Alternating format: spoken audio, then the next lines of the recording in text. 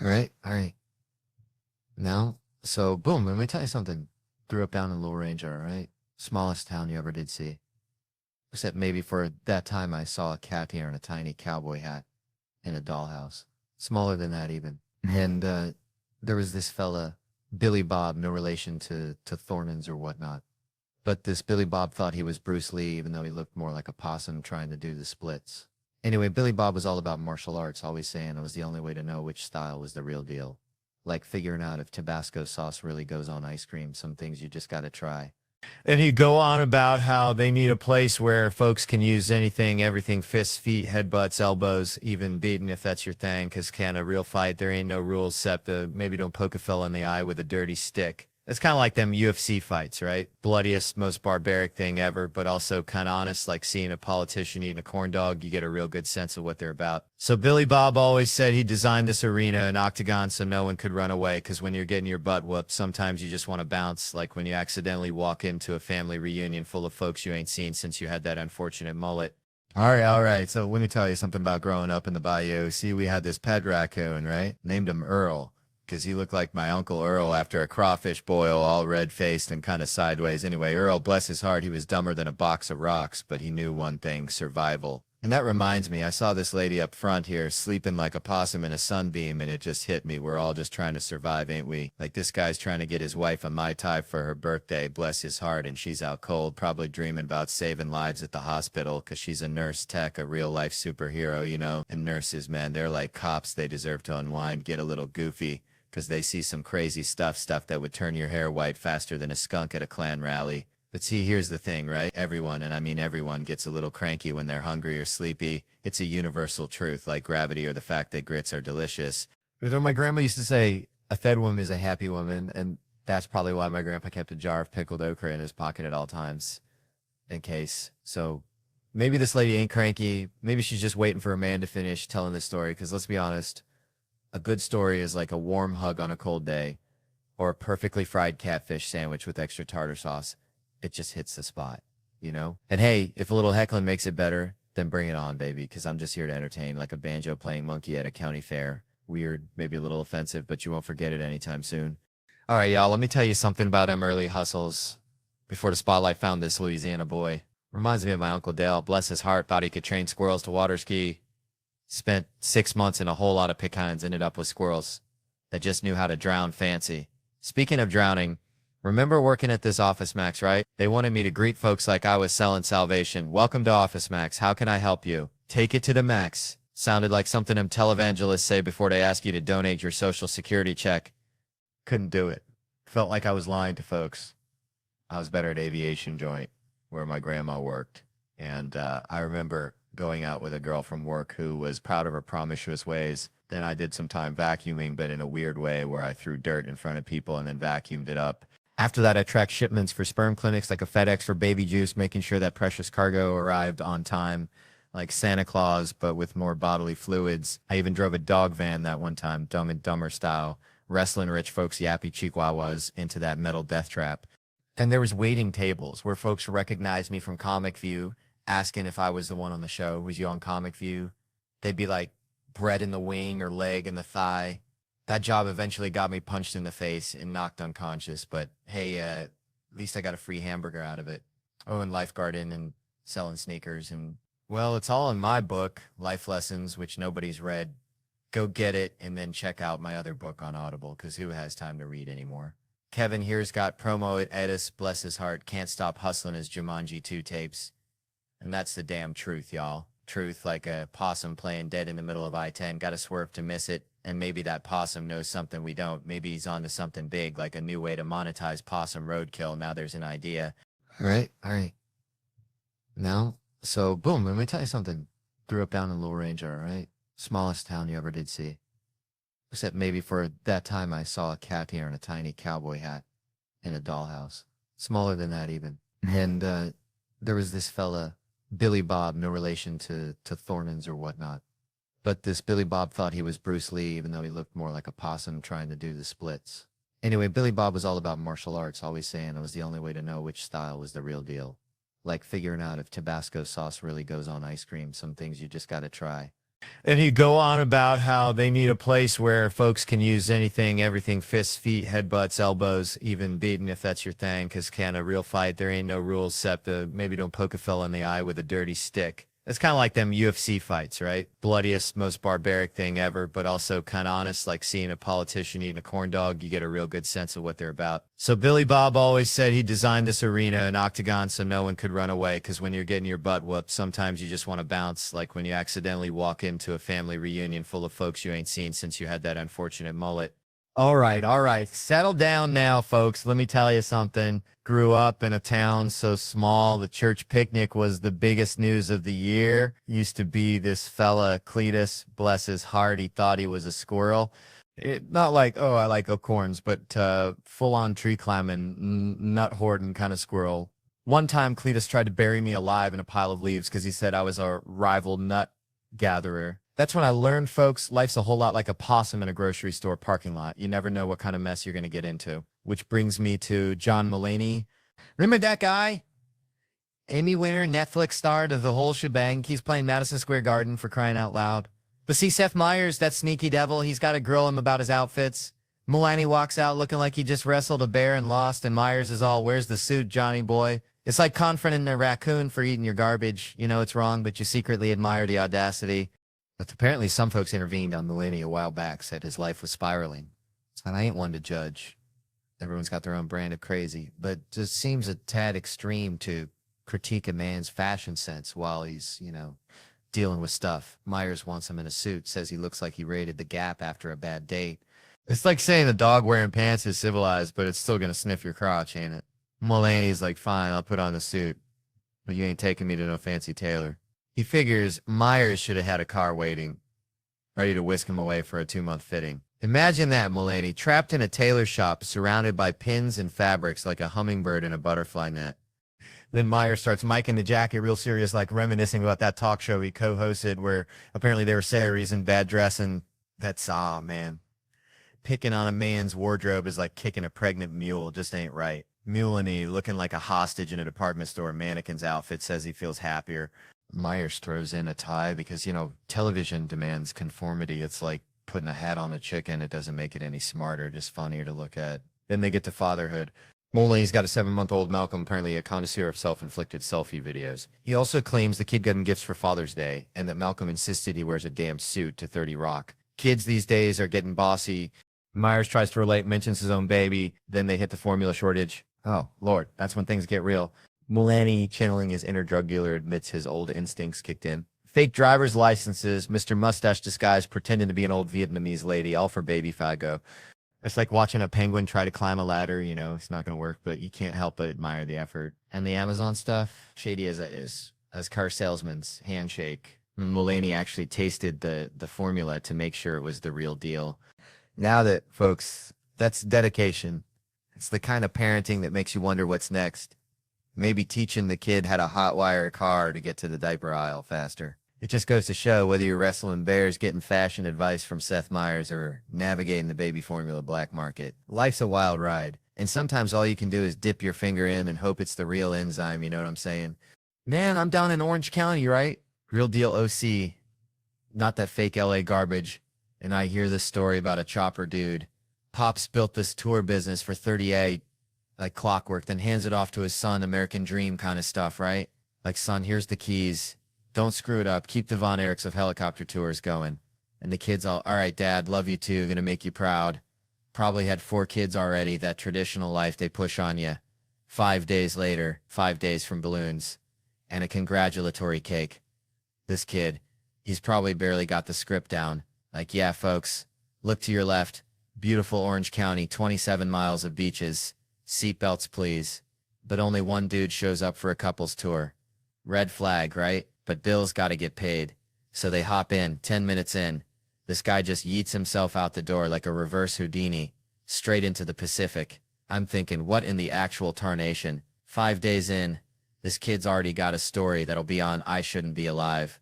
But turns out, the jumper, a 61-year-old, was riddled with something awful. Chronic pain, doctors throwing up their hands. Figured he'd had enough, and in my book, that's a goddamn hero. He wasn't gonna go out like some sissy overdose. on pills while watching The Notebook under Nana's quilt. No, he went full Evel Knievel. Think about it, soaring over the land he loved. Then bam, swan dive to freedom. Shoulda had a cape on, I'm telling ya, he probably had his feet on the dashboard, chugging a Dr. Pepper, not even listening to the tour spiel, just thinking adios. But here's the kicker. The cherry on top of this crazy Sunday, the dude lived 500 feet above the ocean. You'd think that'd be a wrap. But he must have hit the water like Greg Louganis. Minimal splash. Except witnesses said it looked more like a mannequin getting tossed out, so probably a belly flop of epic proportions. Like a seal trying to do a cannonball. But listen, that don't change nothing. The intention was there. I still respect the hell out of this guy. I just feel bad cause on the way down he's probably thinking 3 more seconds of pain, 2 more seconds. Oh god, this is worse. This is way worse. It does have a happy-ish ending though. He passed away later at the hospital. So here's to him, God bless him, and I hope someday I have the sheer audacity to orchestrate a grand finale like that. Even if I botch the landing, just a dude trying to stick it to the man in the sky. Even if he just ends up looking like a big ol' sea pancake. All right. Settle down, y'all. Let me tell you something. You used to have this chihuahua back home, okay? Little fella named Napoleon, thought he was a Rottweiler, I swear. Hated baths. Hated him worse than I hate lima beans, which is saying something, because I think lima beans were invented by the devil himself. Anyways, reminded me of Kevin, because remember when Kevin wasn't famous? Shoot. He'd show up smelling like a gym sock and a dreamsicle, you know? At least twice a week he would shower back then. Now it's all cologne, like he's trying to fumigate a whole damn city block or something. Got that cloud around him like Pigpen from Peanuts. They call it something else back in Louisiana, but I ain't saying it. But you know what though? All this money and fame hasn't really changed the dude much. Truth be told. Still the same old Kevin, same piece of work, always been a little rascal, like a squirrel hiding nuts in your couch cushions, ain't paying nobody on time. Like my Uncle Cletus after a weekend at the casino, always promising, never delivering. That's why they doing the intervention, need money. And people think I'm just laying around my pool all day, sipping sweet tea and getting a tan, like I'm living the life of Riley. But I'm grinding, man. I'm hustling. Got to go to radio stations, TV stations. Sometimes I got to get on the phone and cuss someone out. And it's costing me, man. I pay way too many people. I'm about to cut this whole damn thing off and build a bunker. But then, they reel you back in, tell you they need you. Like Iramora needs a shark. So here's a question, though, and this is a real one. Who's the funniest out of this crew besides yours truly, of course? I'd say you're funny, man, because you seem smart, and smarter folks are funny in my book. It's about time someone give me a little credit. Praise the Lord, truth finally comes out. But him. Yeah? Dude's quiet. Got to watch out for the quiet ones. They're like a possum playing dead. You never know when they're going to strike. Nah, man, I'm the creepiest, always have been. Anyway, Comedy Central, Netflix, you know the deal. Gotta plug the stuff. Y'all been a good crowd, evened out the balance of my show, met my black people quota for the year. But remember Kevin and the other black guys? We bleed it. Anyway, you can see us on tour at Kevin Hart Nation. You. Joey, what's up, man? And hey, since we're at the end of this thing, I'm going to go walk up this staircase on my set that I've never walked up before. Hit that subscribe button for more of this nonsense, y'all. And remember, always check behind you. You never know what kind of craziness is lurking around the corner. It's probably a chihuahua named Napoleon or Kevin Hart or something equally terrifying. All right. Settle down, folks. Settle down. So growing up in Slaughter, Louisiana, you wouldn't believe the nicknames. I weren't exactly tall. See, more like compact. One dude, Cousin Earl, bless his heart, he'd yell across the Piggly Wiggly, "Hey, Theo, I can't believe it's that big," referencing my personality, I guess. Wasn't the height, but the sheer force of will, you see, like a chihuahua with a Napoleon complex. That's me. And it got me thinking, all this talk about height, it's bullcrap. Tall folks, bless their hearts, they just conversational advantages like them fancy, overpriced steaks that taste like cardboard. There ain't nothing else special about them. They ain't smarter. They ain't funnier. They sure as hell ain't tougher. I've seen a possum take down a Great Dane. Size ain't everything. People. My grandma used to say, little man, little woman, they the salt of the earth. And she knew she was barely 5 foot nothing. Could skin a deer faster than you can say sweet tea. So all you short kings and queens out there, rock that height or lack thereof. You're the real MVPs. Reminds me of this fella DJ can tie his, well, let's just say older gentlemen have some unique talents down there. But seriously though, height aside, it's about what you bring to the table, not how high you can reach the shelf. It's like Kevin Hart, love that little dude. He gets all the chicks despite his size. Oh, and party tricks. DJ can tie his balls into a knot. That is his party trick. Reminds me of Santa coming down the chimney. Am I right? Mm. Anyways, it all comes down to this. The world's obsessed with superficial stuff. Height, breath, snore, fart. It is always about that. But it's the inside, what kind of heart you got. You feel me? Like this one dude said, the iguana picking up a worm. Who am I compared to that iguana? And I'm up here thinking about Honky Pete as Jumanji League superheroes. It's bonkers. You rather never have sex again, or every time you do, you scream Jumanji. Jesus Christ. My point is, don't go trying to be something you ain't. Own your weirdness. Embrace your flaws, because at the end of the day, that's what makes you, you. Whether you are Black Adam or Honky Pete, embrace it. Life's too short to be anything but a little snack size. Denzel, just ask Wayne Johnson with women thighs. And if anybody gives you grief about your height, just tell them to kiss your, well, you know. Just let your little light shine, y'all. Let it shine. And if they still give you trouble, tell them Theo Von sent you, and I'll sick Cousin Earl on him. He may be short, but he's got a big heart and a, well, you know. Anyways, I'm done. I'm going to get some nutty butter and tea with the queen, y'all. See you later, alligator. All right. So check this out. Reminds me of my cousin Billy Ray. Bless his heart. Used to say just turned sweet 16 about his prize-winning hog at the county fair. Now Billy Ray, he wasn't the sharpest tool in the shed. Kind of like this fella right here, mentioning the girl's age, like it's a limited time offer at Arby's, which brings me to this whole age thing in life. How everyone's always got an expiration date slapped on him, especially in this business. You get past 30 and suddenly you're antique furniture. Got to dust yourself off before every gig, you know? Like I was talking to my buddy Earl the other day. Earl swears he's Benjamin Buttoning. Getting younger every year, says he started using this snake oil from a traveling salesman. Smells like old gym socks and regret, but Earl, he's convinced it's the fountain of youth, which is probably what this young fella thinks he's got with the fresh out the oven girlfriend. Forgetting that life's a microwave, and sooner or later, everything gets reheated and ends up tasting kinda rubbery, just like Earl's snake oil. Promise, honestly, probably most of our dating lives. All ending up with us wondering if maybe we should have just stuck with the hog at the county fair. Least then you know what you're getting. You know, maybe just stick with the mac and cheese and avoid the trouble altogether.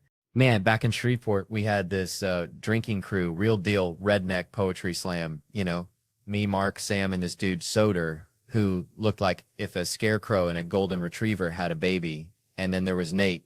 Bless his heart, Nate could only book gigs at this place near Broadway. Like the armpit of the New York comedy scene, they call it the world. Like a Walmart greeter directing you to enlightenment, and he'd be doing unpaid sets at 11 p.m. while they're charging cover. This is like prehistoric comedy days, like finding a fossilized microphone. And this is before Soder was selling out stadiums. Wild, right? Anyway, the world was basically the Broadway Comedy Club's ugly stepsister. Like they'd be advertising Dave Chappelle's here tonight, knowing full well Dave was probably at home eating a gourmet grilled cheese. And one time I swear they tried to pitch me Tina Fey was going to do stand-up. Like, who are you trying to fool? You think she just ditches 30 Rock for this? And the mural on the wall was like a fever dream painted by someone on Bad Shrimp. But the real kicker, they served fake alcohol, like the kind made from corn syrup they sell near schools. Because they don't have a real liquor license, it's like trying to get drunk off communion wine, which, thinking about it, is probably worse. And it was 12% strength. You know, order a vodka tonic and you're basically getting a grape soda with a buzz. I even got spat on at that joint, like full-on loogie warfare. I was roasting this dude in the front row, felt like I was talking to a donkey, and he just lets loose, right on my chest. But bless those sassy Hispanic waitresses, they jumped in front of me like I was El Chapo. They were ready to throw down. And Chris Murphy, the man's a saint. He walked me out like I was fragile, said he's waiting for you, pal. And the first threesome I ever had was a direct result of getting spat on, though. 2 girls in Philly saw what happened, said, screw that guy. Come on, let's go drink. So we went out drinking, had a threesome. The details aren't fit for conversation, but you get the idea. It was a different kind of spitting story, let's just say. And my cousin, he's a simple guy. He says, you left with those 2 chicks? I said, yeah. And he says, I gotta start getting spat on more often. That's when you know you had a good night. You know, when even getting assaulted turns into a win, like finding a $20 bill in your old jeans, only it's covered in saliva and questionable life choices. Man, reminds me of my uncle Earl, God rest his soul, used to cut in line at the Piggly Wiggly something fierce, said he was testing their security, which was just his way of saying he didn't want to wait behind Mrs. Higgins and her 800 coupons anyways. I never really thought much about things I do. Like, I take my youngins to the Six Flags, the whole damn Six Flags. We're talking 30, 40 minutes tops. People look at me like I'm Moses dividing the Red Sea with a fanny pack full of hot dogs. But see, I call ahead, got a concierge, like I'm freaking the queen or something, and this fella just walks us right up to the front of every ride, I'm telling you. Done it for years. And I gotta tell my kids, look here, this ain't charity, this ain't some kind of Willy Wonka golden ticket situation. This is your old man worked harder than a one-legged cat in a sandbox to get us to the front of these here lines. But there's rules. See, stricter than my grandma's Baptist potluck, rule number 1. And this is paramount. We're strolling past these folks who've been waiting longer than a possum in a pear tree. You do not, and I repeat, do not make eye contact with these heathens. You hear me? Look straight ahead, like you're riding a Clydesdale towards the gates of heaven. Don't glance left, don't glance right, because these folks, they're going to unleash the hounds of hell with their words. They're going to say, I look like I smell a wet dog and regret.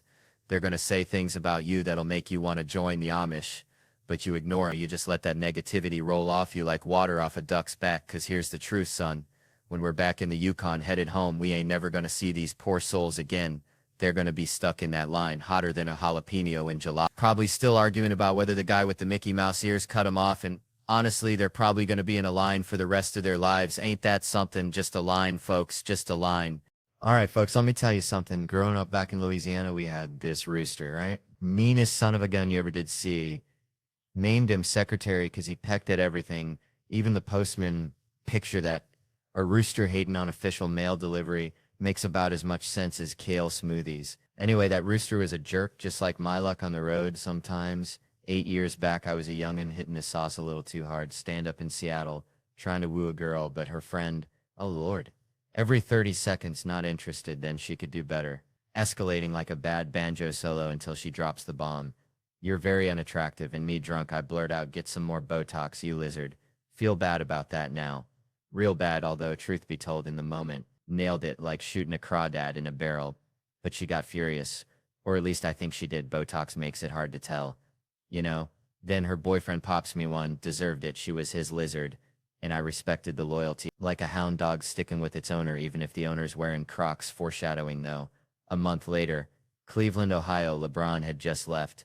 City felt like everyone had just found out their chew toy had been recalled. Whole dang economic plan hitched to one dude, 'cause I love Cleveland. Good folks met this older woman after the show. Firecracker, but she's with a dude, just a friend. Valentine's Day though, so you know there's tension thick enough to spread on toast. He's buying me drinks to keep tabs. Me being the kind of guy who'd accept free gas even if it came from a skunk's tank, dude. Goes to the bathroom, I ask her if she wants to ditch, she says yes. And my escape plan. The bar next door. Genius. Pure genius, about as subtle as a herd of water buffalo in a library. We're doing making out. Romantic as a truck stop restroom. Finally ask her if she wants to leave, she says your hotel. So we step outside, and there's the dude missing teeth, looking like he'd wrestled a badger for a biscuit and lost. Where the fuck do you think you're going? I admit the plan. Gonna bang her and fly back to New York, he says. Fight me first. Suddenly those teeth looking mighty important. I ain't no dummy, ain't ever had sex and thought, man, glad she ain't got teeth. Like who needs applesauce? I go into the hotel, grab me a Macintosh. I tell him I ain't gonna fight. He calls me a pussy. Then she leaves with him. Some weird arrangement, and then this dude in a white sweatsuit like a marshmallow peep escaped from Easter.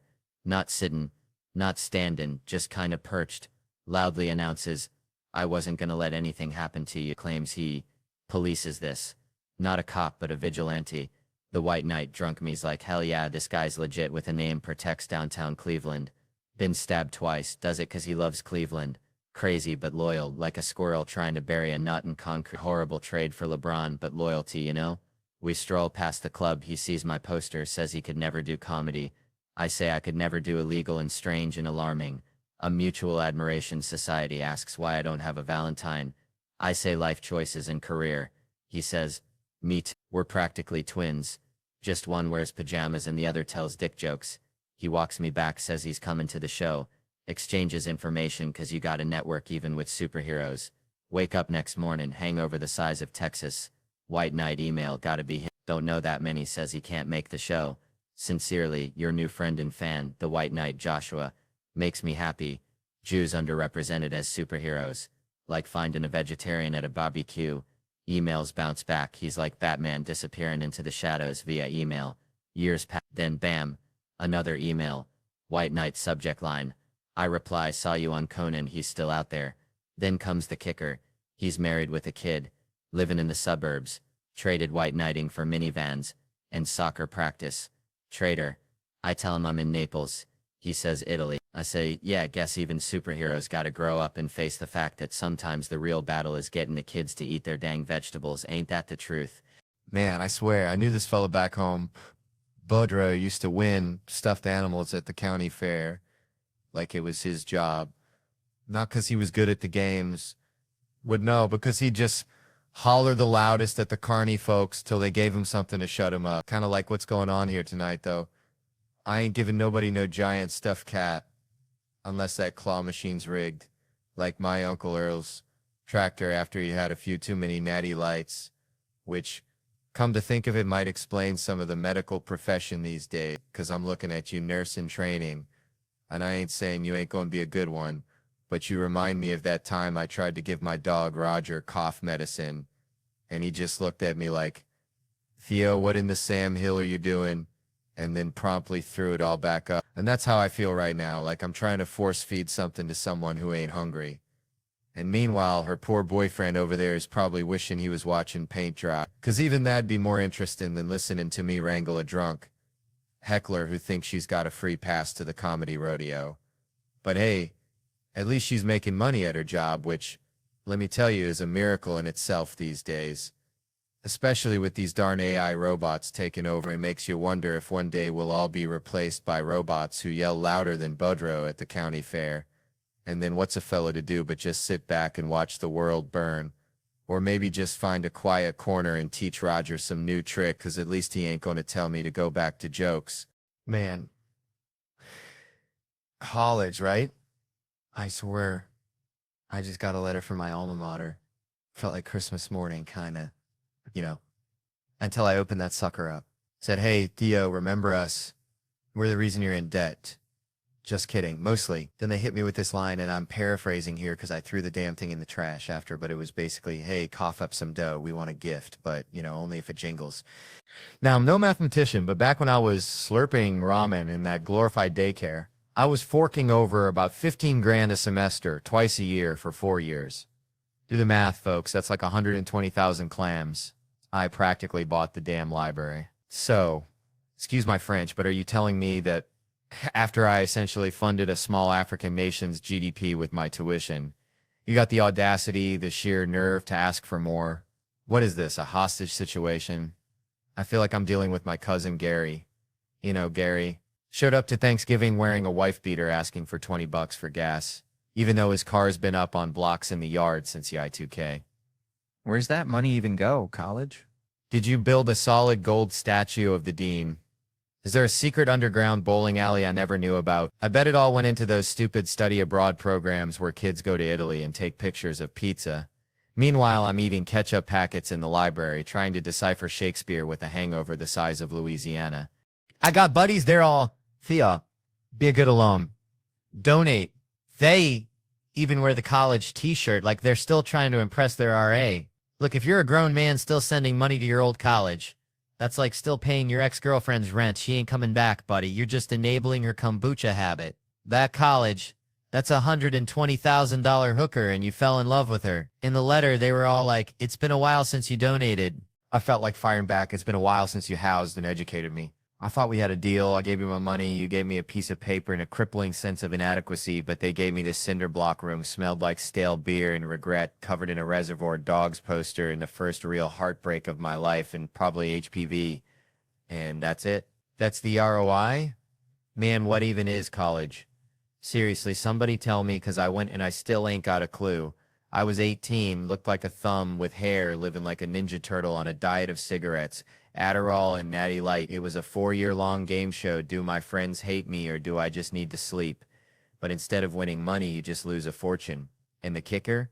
I agreed to this deal when I was 17, no lawyer present, wearing sweatpants with pizza sauce on the knee. That's gotta be illegal, right? They tricked me like Brendan Dassey on Making a Murderer.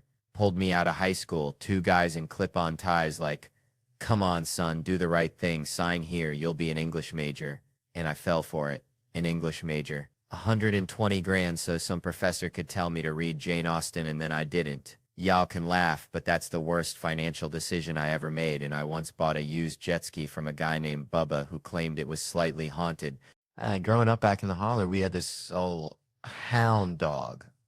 Blue, dumber than a box of rocks soaked in moonshine, I swear. The dog thought a vacuum cleaner was the devil himself. Would bark at it till he passed out, bless his heart. Reminded me of my Aunt Tammy trying to work a smartphone. Just pure, unadulterated panic. But Blue, he had this one trick. See a squirrel, he'd chase it right up a tree, then just sit there wagging his tail, barking at the branches like he was waiting on a winning lottery ticket. Which brings me to this fella, Craig. Met him at the bank. Not a teller, not security, just loitering. Like a scarecrow forgot its job. I said, how you doing, out of southern politeness, you know, the kind Granny drilled into you for she hit the hard stuff.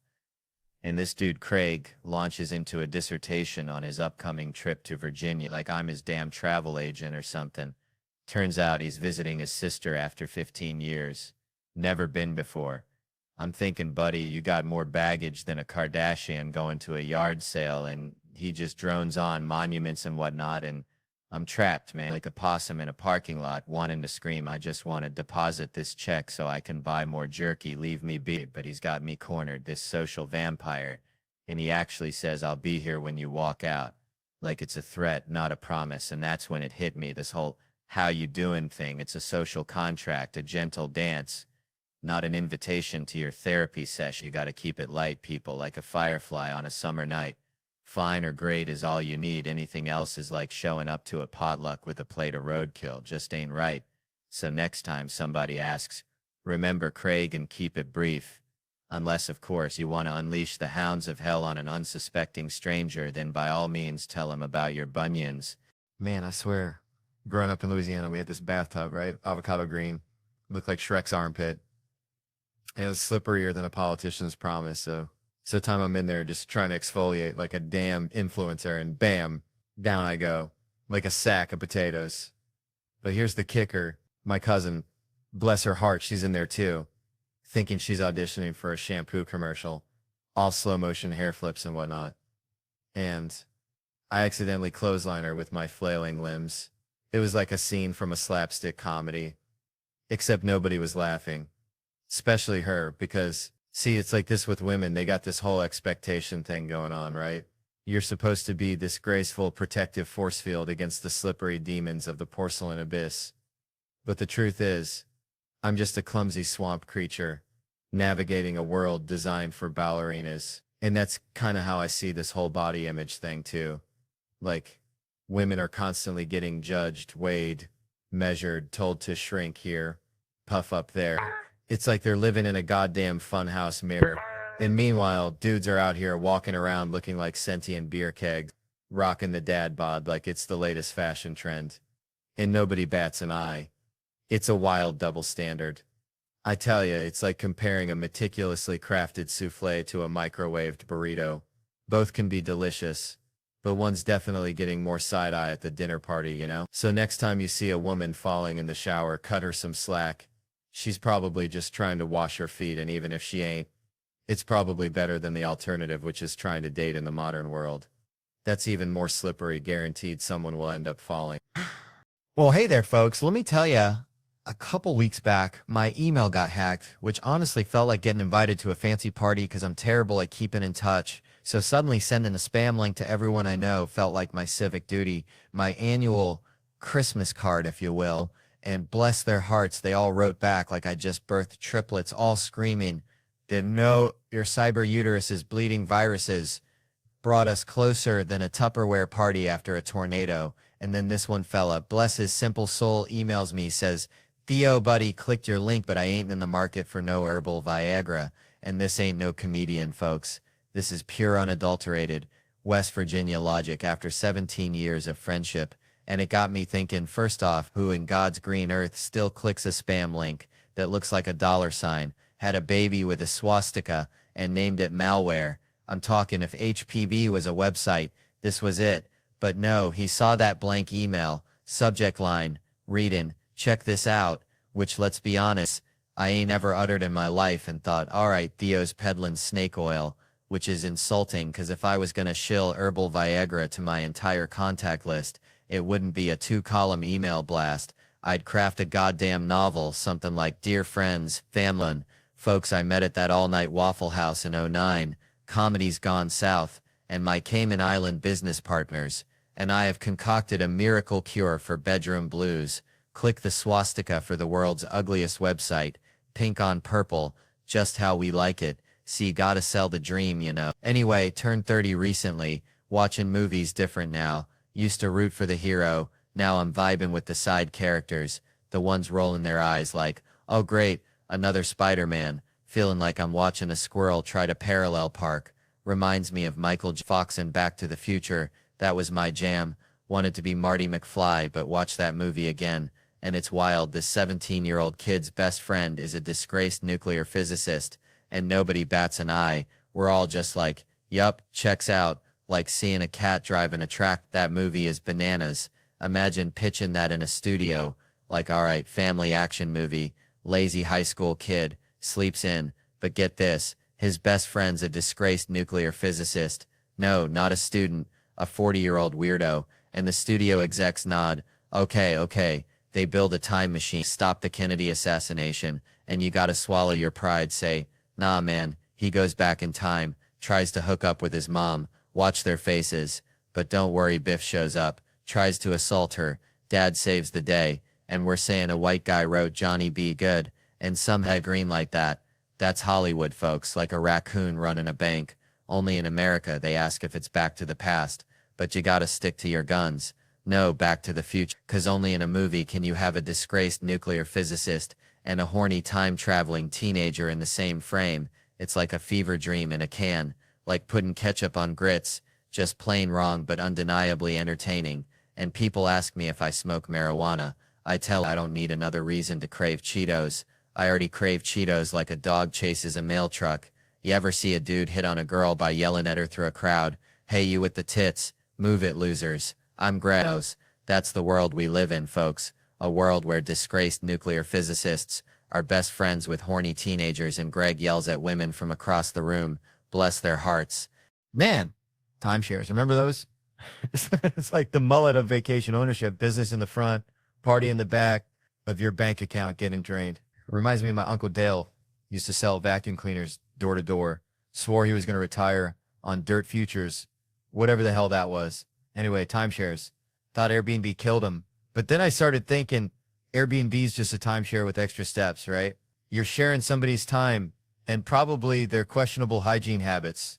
Let me tell you, I ain't trusting no stranger's loofah. That's where the swamp creatures breed. I'm telling you. Speaking of swamps, used to stay in these budget motels back in Louisiana. Felt like I needed a tetanus shot just looking at them. But hey, $60, and at least I knew the roaches were paying rent just like me. Now, Airbnbs, they want you filling out forms like you applying for a goddamn mortgage, then they got signs everywhere. Don't flush the toilet paper, pet the cat, but not too much. It's like taking a pop quiz on somebody else's weird life. Went on vacation once, end of December, first one in years, felt like a damn alien. Stayed at a resort, though. No way I'm trusting Brenda from Des Moines with my vacation serenity. Hotels impersonal. Hell yeah, that's the point. I want anonymity. Not a family photo album staring at me while I'm trying to unwind. Imagine getting intimate in an Airbnb surrounded by pictures of strangers skiing in Tahoe. Talk about a mood killer. It's like getting blue-balled by a stock photo. Tried the Airbnb thing once. Peak pandemic, figured I'd live large in Phoenix, rent a mansion with a basketball court and a pool. Baller status, baby, but the gig got canceled, only got half my money back. Felt like I got scammed by the Monopoly man. All right, so I was back home in Louisiana last week, right? And my cousin Earl bless his heart, he's got this whole thing about wasps. Like he's convinced they're government drones or something. So he's out there with a badminton racket swinging like he's playing Wimbledon against the deep state. And he says to me, he goes, Theo, you got to get wasp spray. It's the ultimate defense. Now, Earl's a good dude, but he also believes Bigfoot's running a meth lab in the Washington National Forest, so I take his advice with a grain of that pink Himalayan salt, you know, the kind that rich folks think makes their water taste better, but it's really just salt anyway. This whole wasp spray thing, it reminds me of that time I saw a dude try to rob a convenience store with a rubber chicken, thought he was being all sneaky, but the cashier just started laughing. Point is, some things just ain't gonna work, like Earl's wasp killing strategy or trying to pay your taxes with monopoly money. See, that's how this whole sex offender situation is. People think, oh, I'll just blast him with wasp spray, that'll teach him. But hold on there, Skippy, that stuff's for wasps, and even then, Earl ain't had much luck. Plus, you're gonna end up in court with some lawyer charges by the nanosecond, arguing about whether you were defending yourself or just trying to reenact a scene from Honey, I Shrunk the Kid. Pepper spray. That's the real deal. It's like the difference between a rusty butter knife and a ninja sword. One's going to get the job done. The other's going to leave you looking like a fool. And about taking care of business yourself. That's like trying to fix your own car engine after watching one YouTube video. You might think you know what you're doing, but you're probably just going to make things worse. Wear gloves, a mask. That's smart. Like wearing a condom to a disco. You're prepared for anything. And this whole shake weight thing. I mean, come on. That's like bringing a spork to a steakhouse. It ain't going to cut it. Semen's a biohazard. Yeah, that'll get someone's attention, like telling a vegetarian he's about to eat a plate of bacon-wrapped scallops, but honestly, do your thing in your own space, just not in front of the ladies and children. It's like playing the banjo naked on a trampoline, fun for you maybe, but not a sight for anyone else to see, but don't be ridiculous or anything. All right, so check this out. I was back home in Hartsville, South Carolina, where the fireflies are brighter than your future and the church is the main form of entertainment. And my buddy Billy Bob, now Billy Bob, bless his heart, he believed he was a direct descendant of Davy Crockett. Only instead of a coonskin cap, he wore a fedora.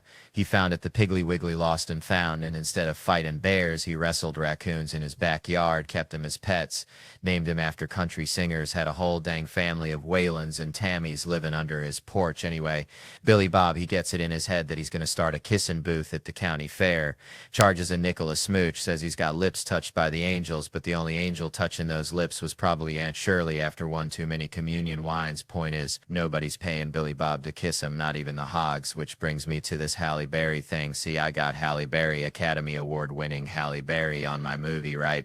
And she's down there and I'm thinking, Kev, you mess around and kiss this woman right now or you're going to regret it till you die, because this isn't just any kiss. This is a once in a lifetime opportunity to experience lips sculpted by the gods, lips that probably taste like, I know, sunshine and privilege. And I almost choked, right? I almost turned down kissing Halle Berry, like telling a waitress you don't want free pie, because I was engaged at the time and I didn't want her thinking I was some kind of heathen or something, like, oh, this dude just used me to get with Halle Berry, what a dirtbag. And she was so sweet, man. Halle Berry's like a unicorn mixed with a bottle of champagne and a dash of sassy grandma. She came on set, killed it, brought a level of magic only Halle Berry can. And I'm there the whole time thinking it was a big deal that she was in my film, and then I realized it was a big deal for her to be in the film because it's Halle Berry doing a version of Halle Berry no one's ever seen, which is the real treasure. But I'm still kicking myself now. Should have just gone for it. Should have risked it all for a taste of those legendary lips. I mean, let's be real. I was sporting lumber the entire time. Felt like I had a dang flagpole down there. I mean, I don't know how to explain it to you. So we got it edited out. Thank God for post-production. But lesson learned, always kiss Halle Berry if given the opportunity, because life is too short to play it safe. And who knows, maybe those lips actually do smell like roses and cinnamon. A real heartbreaker anyway. The whole point of the movie is my dog, but now you all are being racist, which isn't good, which you can see in Kevin Hart, What Now, only in theaters. Man, I was just down at the Piggly Wiggly the other day, right? And this fella, bless his heart, he's trying to return a watermelon. Says it didn't taste like nothing.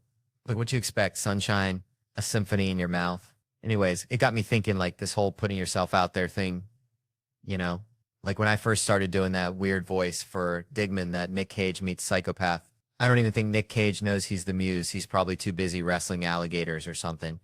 He ain't watching Comedy Central, probably busy building pyramids out of his old scripts.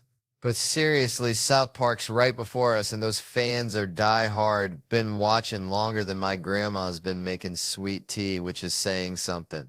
So all I'm asking is y'all just leave the TV on, all right? Let Digman play in the background. So, uh, I was talking to my buddy Earl the other day. Earl's got this pet raccoon named Stinky. Swears it can predict the weather anyhow. We were jawing about comedians, right?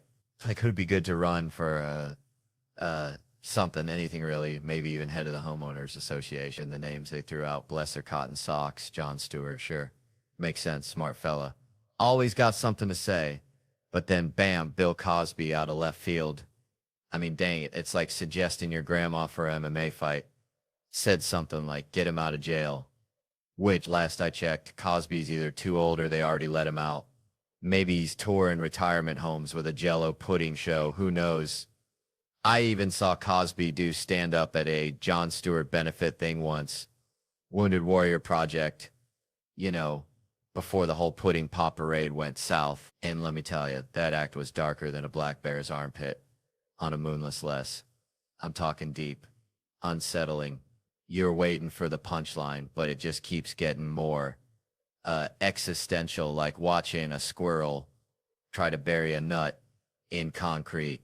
Now, I ain't remember the specifics, something about cough syrup and airplane food, or maybe it was the other way around. It was before the accusations, like ancient history, so we were all kind of, sure, Bill, knock yourself out, thinking it was just regular old comedy, but now, looking back, that performance was a straight-up cry for help disguised as a Jell-O joke.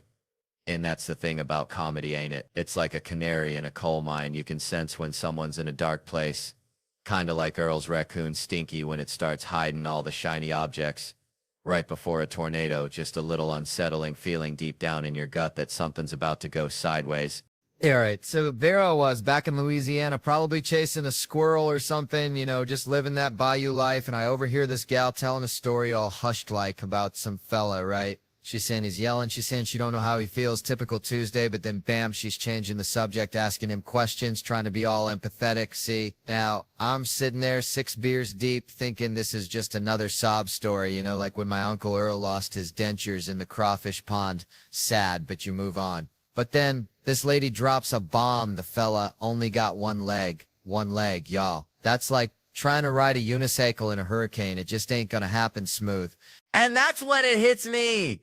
This gal was hiding the leg situation.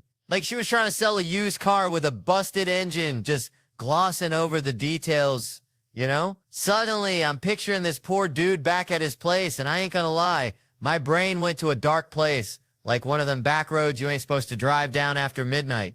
I started thinking about the logistics, if you catch my drift, like that's extra room. Like them suicide doors on a Lincoln Continental, you just move the stump, bam, instant access. I felt terrible, y'all. Like I just kicked a puppy, so I tried to apologize, buy him a Bud Light. But he just huffed, stood up on his crutch, and hopped off, probably to go think about life and stuff, But hold on, this ain't all doom and gloom, because later on, back in college, and not too long after the crutch incident, as I call it, I was at a Jell-O wrestling party, because that's the kind of sophisticated stuff they do in Louisiana.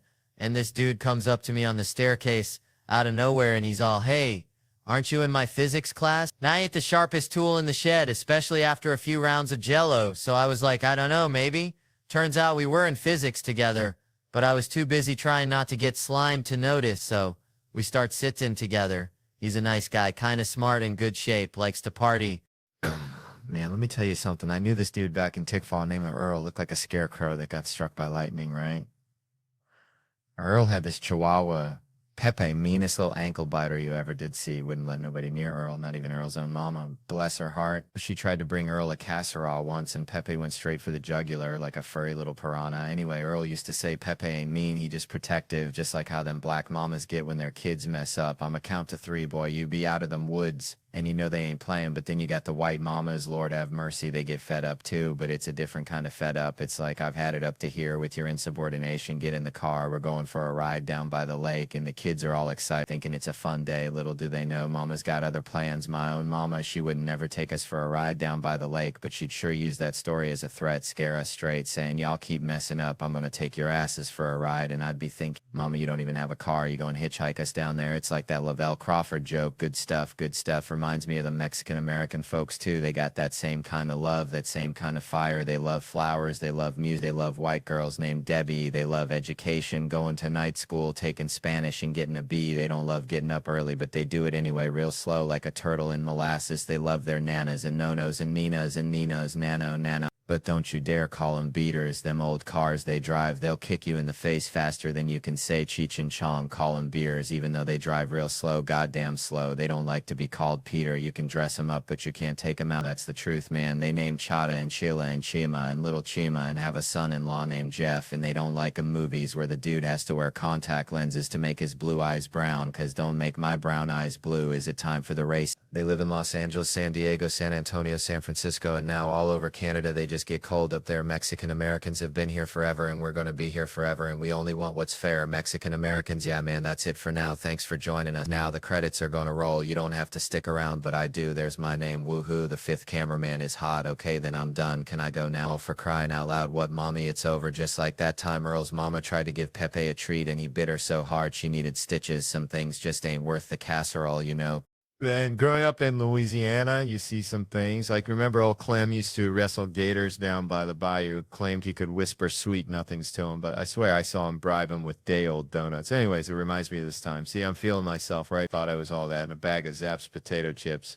So this dude, he puts his hands on my face like he knows me, and I'm like, hold on, partner, we ain't that close, you hear? But then I see at the stance the crazy eyes like a possum cornered in a Walmart parking lot. I'm thinking, Kev, you're about to get socked.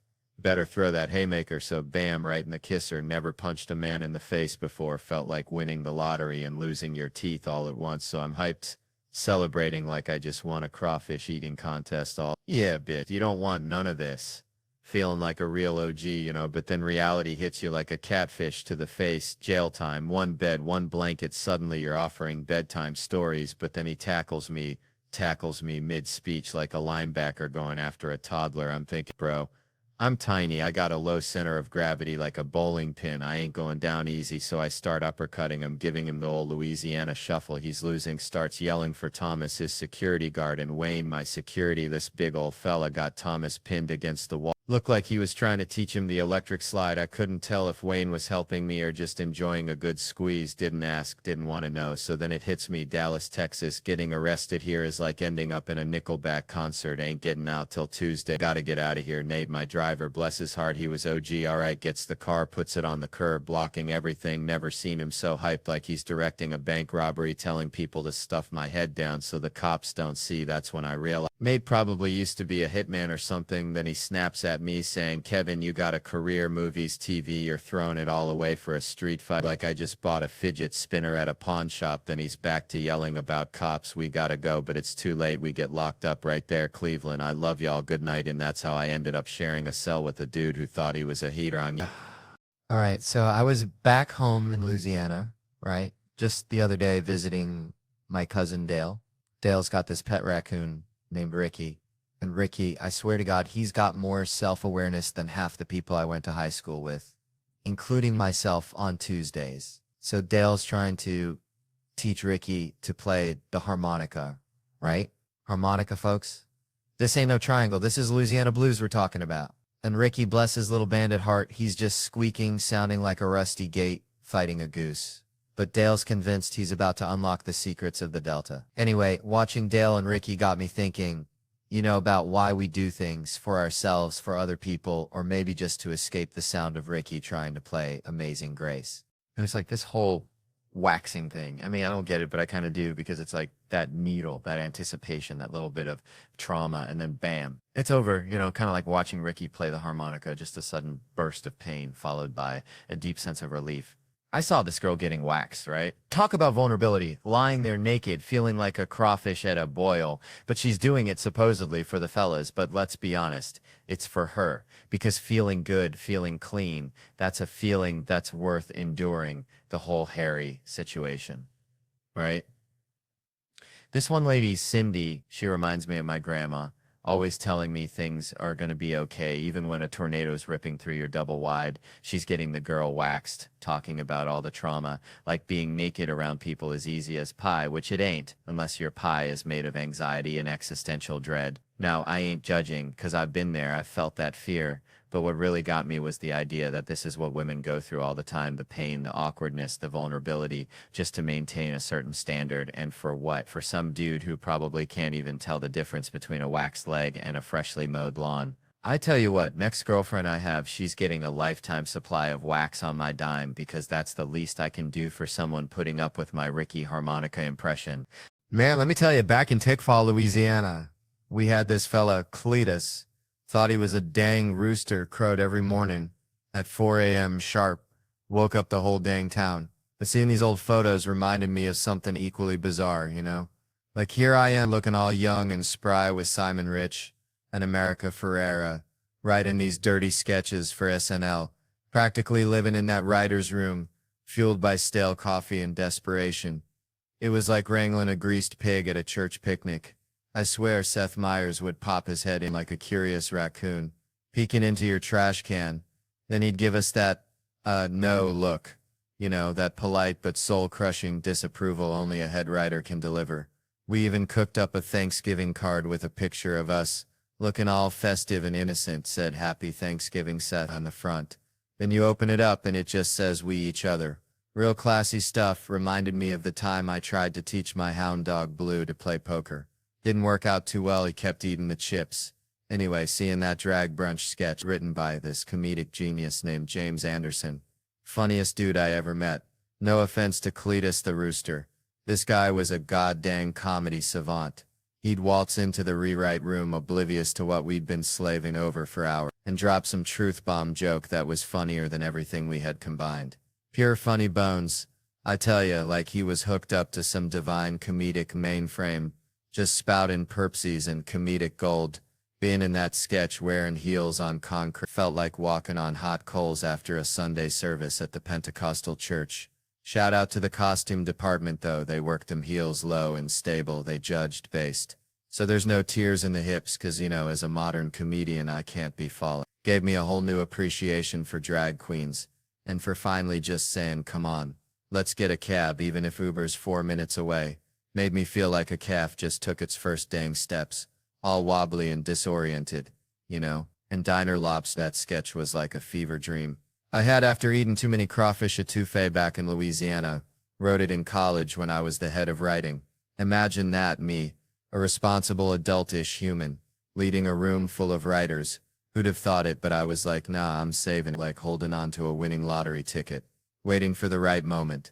The host was supposed to be Galifianakis, but man, Keenan took that and elevated it. And Les Mis as a child, oh lordy, I was in. It had drama, love, death, all the good stuff. And we turned it into a lobster's lemon, how could you not? But now, people keep mistaking me for the Flash and I ain't saying I look like him, but they keep going. Oh, like... They halfway seeing it like I'm some kind of superhero disguised as a simple country comedian. But I ain't the Flash, I swear. I was at the dog park with my mutt, and this kid straight out of Central Casting comes up with that flash accent, and his grandma. She's giving me the stink eye, like I'm betraying her grandson's superhero fantasies. Then some fella comes up, says he's a fan of my stand-up right at that moment. Just perfect timing, and the grandma's face drops. Pure disgust, it was like watching a souffle deflate. She shook her head like I was a fraud. No, you are not the Flash, like I'd personally stolen Christmas. So I get home, tell my wife Anna, this whole saga, and she just looks about deadpan and says, so let me get this straight. Your two problems are that a fan said he likes your work, and that people think you look like a 25-year-old handsome actor. Who, by the way, you don't look like women, man, they always cut straight to the heart of the matter. Makes you wonder if she's secretly the Flash too, or maybe even Cletus the Rooster in disguise, crowing at me in the morning with a different kind of, oh. Lucy, Cookshan, Tariq, Joe, friend old friend UPI. All right, settle down, y'all. Let me tell you something. Grew up in Louisiana, right? Small town, like, if you blink, you miss it. And even when you do see it, you probably wish you missed it. We had this guy Cletus, lived down the road, only had one tooth right in the front, like a dang picket fence with a hole in it. Tata swore he could talk to squirrels. Said they told him secrets about where the best peckins were. Now, Cletus wasn't the sharpest tool in the shed, but he did have an opinion about everything, just like this lady in the front row here, bless her heart. You know, it reminds me of this whole teacher thing. I was never one to rag on teachers. No, I actually kind of liked them probably because back then teacher porn was my go-to. Wrecked my after school. Every time my teacher, Miss Crabtree, even looked at me talking about you're in a lot of trouble. I'm thinking she trying to seduce me, not tell my mama I drew on the desk again. And now people ask me, Theo, you watch teacher porn? Well, yeah, but it's got to be the right kind of teacher. Nobody want to see some meathead from Staten Island. No offense to anyone from Staten Island, but you know what I'm talking about. But hey, let me ask you something. You ever look at a student, maybe a year out of high school and think, maybe. Nah, just me. All right, all right. I'm just saying, there's something about that forbidden fruit, that danger, you know? Like dating a PE teacher, they always walking around in sweatpants, giving you that look, thinking what could be. What am I supposed to say? I'm supposed to say like Staten Island, that's like stepping back into the 1950s. They probably haven't even heard of the Me Too movement yet. But what's the point there? The protection of people like that is almost non-existent. You go there and get eaten alive. Say that those girls will wake up and not even realize how bad they played it off. That or they will be too busy complaining to remember I even said anything. You go there and end up with manic depression, ADHD, just one way to go when people are that far behind, I suppose. So growing up in Louisiana, right, we had this neighbor, Mr. Thibodeau, who collected bottle caps like obsessively. He had them glued to his car, his house, even his dentures, I swear. But he always told me, Theo, boy, life's like a bottle cap, shiny and meaningless until you find the right bottle. And I never knew what that meant until I made this music video, see, because it all started with Segal. Yeah, that's Steven Segal, my sensei, the Aikido master, who's now like a Russian ambassador of Beef Bake or something. I wanted to honor him, even though the man looks like he's starring in a vodka commercial, you know? So we're there on set dancing for like 4.5 hours straight for an 80-second video. And let me tell you, those dancers are saints. They move like swamp angels, just grinding and shaking like it's nothing, while I'm out there looking like a confused crawfish in a hurricane, exhausted, everything hurting. But Segal would be proud. I know he would. Plus, we needed Bert Kreischer, my buddy, to play a bigger version of himself, which is kind of redundant, like ordering a double cheeseburger with extra cheese. But we needed his face. See, so we tricked him, told him we were filming promos for our podcast, Two Bears, One Cave, and he just sat there making faces like a chimpanzee trying to understand algebra, and they weren't even recording the sound. Just the video, pure genius. He's like a golden retriever, just happy to be involved, until he figured it out on the podcast. Pure gold. That moment was better than finding a 20 in your winter coat. But then came the fun part, killing Bert. And that wasn't even my idea. That was Rami, my director. He's like the Tarantino of comedy videos. He's like, why don't you stab him? And I'm all in. Then it escalated. Stab, handgun, shotgun, machine gun. I'm feeling like I'm in a Rambo movie directed by Mr. Rogers. And I swear, I'm not a violent person. I just love a good visual gag. You know, afterward, everyone was asking, Theo, how much did this cost? Like I'm freaking Elon Musk with a crawfish accent. But Rami hooked me up friend rates. He's a real one. So it wasn't 6-figure, but it was more than Bert's therapy bill. I'll tell you that much. And to Bert, I gotta say I love you, man. It was fun, but let's be real. I can run faster, jump higher. I'm stronger, like a genetically modified otter. So next time, bring your A game. Or maybe just bring some bottle caps, Mr. So Thibodeau would be proud. He'd probably glue him to a coffin or something. Man, growing up in the sticks, we had this dog, Biscuit, dumber than a box of hair, right? Would chase his tail till he puked, then lick it up.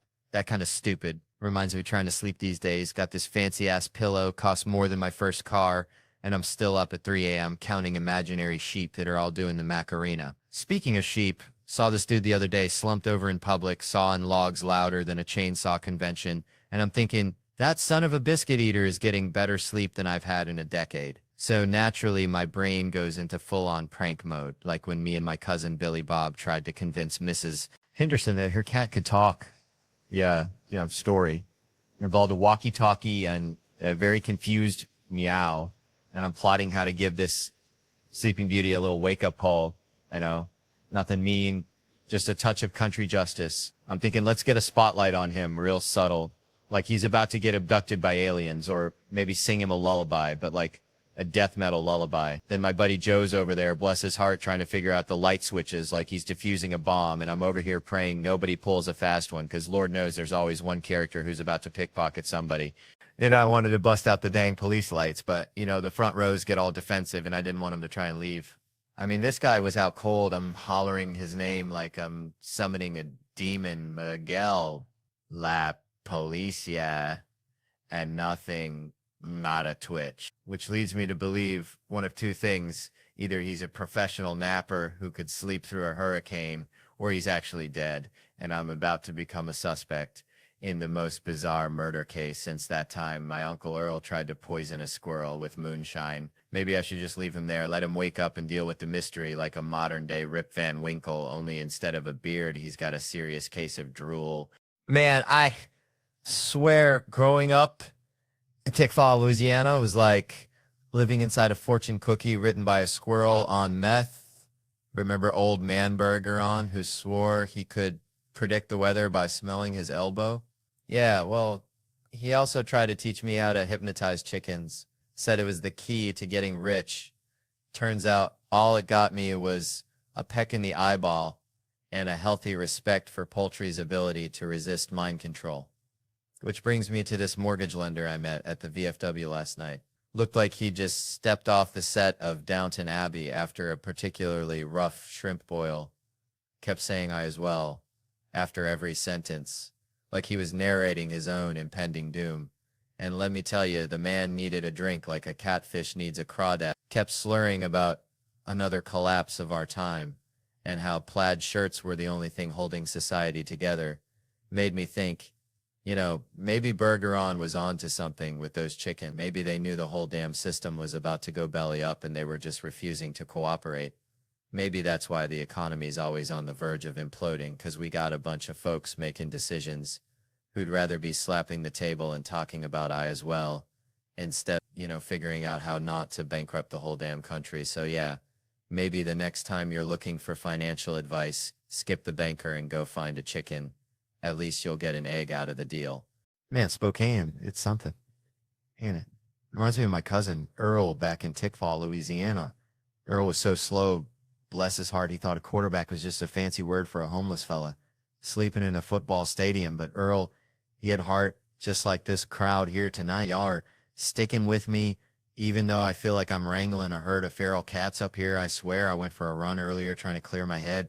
Ended up near the bus station, which, let me tell you, is like a meth convention with pigeons. Got my cardio in dodging folks higher than giraffe butts. And this table here, they're giving me the stink eye like I just served them a plate of roadkill possum. I saw them shaking their heads like 9 times. I got a sixth sense for that kind of thing. Maybe they didn't Google, which is my favorite. People show up thinking I'm going to be all Mr. Rogers in a sweater, then bam, dead baby jokes galore. And they're all like, well, this ain't for us. Like they wandered into a cockfight by accident. Who does that? I ain't never gone to a movie blind. Like, whatever's planned. It'll be a spiritual experience. That's wild. And you brought your friends. Like, hey, y'all want to see this comedian I found under a rock? Now your friends are reconsidering the entire French, feeling like they've been dragged to a hog killing after prom night. I'm killing for maybe half this crowd, which statistically makes this the worst audience of the entire weekend. But hey, it's a holiday show. I'm getting paid that sweet, sweet holiday dough, so I can't complain too much. Spokane, bless your hearts. Y'all buy tickets, but then just stare at me like I'm explaining quantum physics to a chicken. You laugh at the pedophile joke, then you get all judgmental. It's a good joke, people. What do you want? For real? What were you expecting? You ain't the best audience member neither, pal, and this ain't even a good crowd, so you're officially the worst of the worst. Congrats. Your husband there, he probably hates that joke too, but I like him better than you, truth be told. I had more fun dodging needles and crazies at the bus station. At least that was a challenge, but honestly, at this point, watching me completely lose my mind on stage is better than the material. How often do you get to see a fella with a Netflix special completely unravel like a cheap sweater at a biker rally? That's something, ain't it?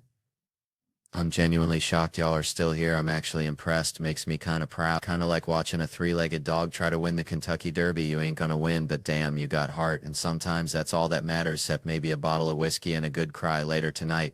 Think I'll go see if Earl's free. Man, y'all ever been to London, Canada? It's like, bless their hearts, right? They're trying, but it's like naming your kid Elvis Jr. You just set him up for disappointment, you know? Reminds me of this one time. I was at Starbucks trying to be healthy, ordering just a black coffee. And this chirpy barista hits me with the welcome to Starbucks. What can we get you to eat today? I swear it's a conspiracy. They're pushing breakfast sandwiches harder than a used car salesman on payday. I'm thinking, lady, I came here for caffeine, not a guilt trip. I miss the honesty, the brutal, beautiful honesty of In-N-Out Burger. Pull up, order a double-double, animal-style fries and a Coke, and they hit you with the will you be eating in the car. They ain't judging. They know you're about to commit a culinary crime against humanity right there in your Honda Civic. It's pure unadulterated shame, and I respect that. Yes, it's pure unadulterated shame, and I respect that. It's like I need that honesty. Like my dad, Lord rest his soul. He was the same way all the way back to Christmas Day when I was 12. And my sister says she wanted to smoke weed. My dad goes right into these war stories. You want to know what I think about marijuana? I saw one guy at a party with a cigarette. I left immediately. That's the first story, and the second one is about him wanting to murder the Viet Cong for selling it to his Marines. Like nothing in between, no trying it to see what's up, just pure and unadulterated story time with no nuance. It's like religion, ain't it? I respect all faiths, Christian, Muslim, even you Jews doing your thing. But if you're a Scientologist, you can go straight to hell. Now listen, I grew up in Louisiana, right? Where the only thing thicker than the humidity is the judgment at a potluck after church. And let me tell you, even I wouldn't trust myself to wrangle a herd of toddlers single-handedly. It's like trying to herd cats with a fishing pole dipped in molasses.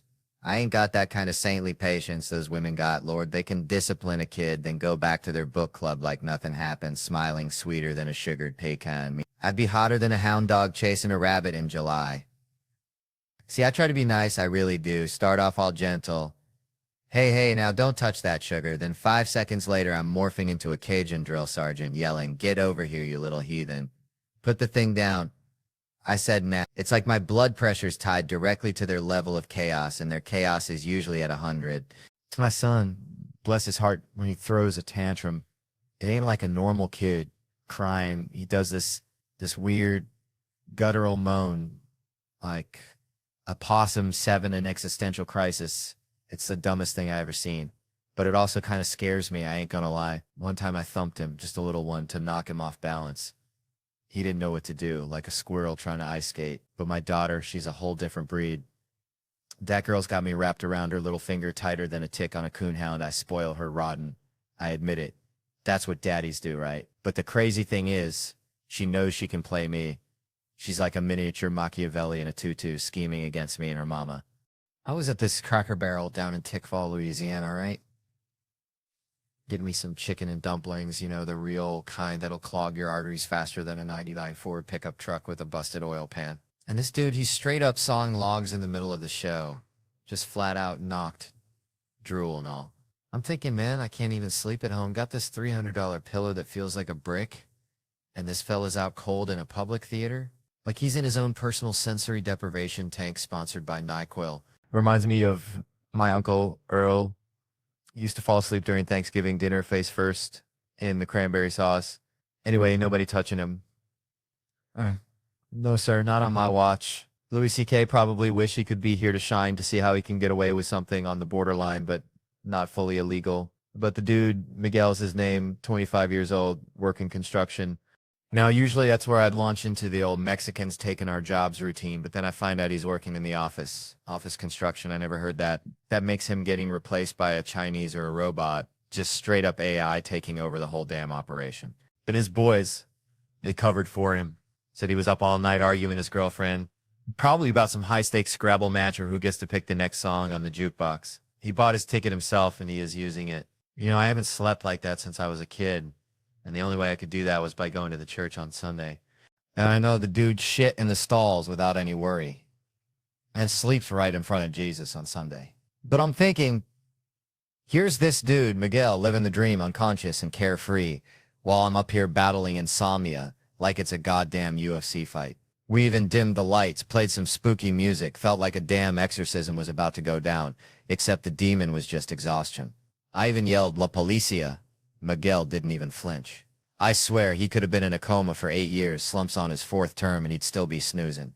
He wakes up, and I thought he was dead, and he didn't remember anything. I asked, what was your favorite part? And he said, it's over, and now it's Saturday. Turns out the dude does both residential and commercial construction, the whole damn shebang. 25 years old, and worn out already.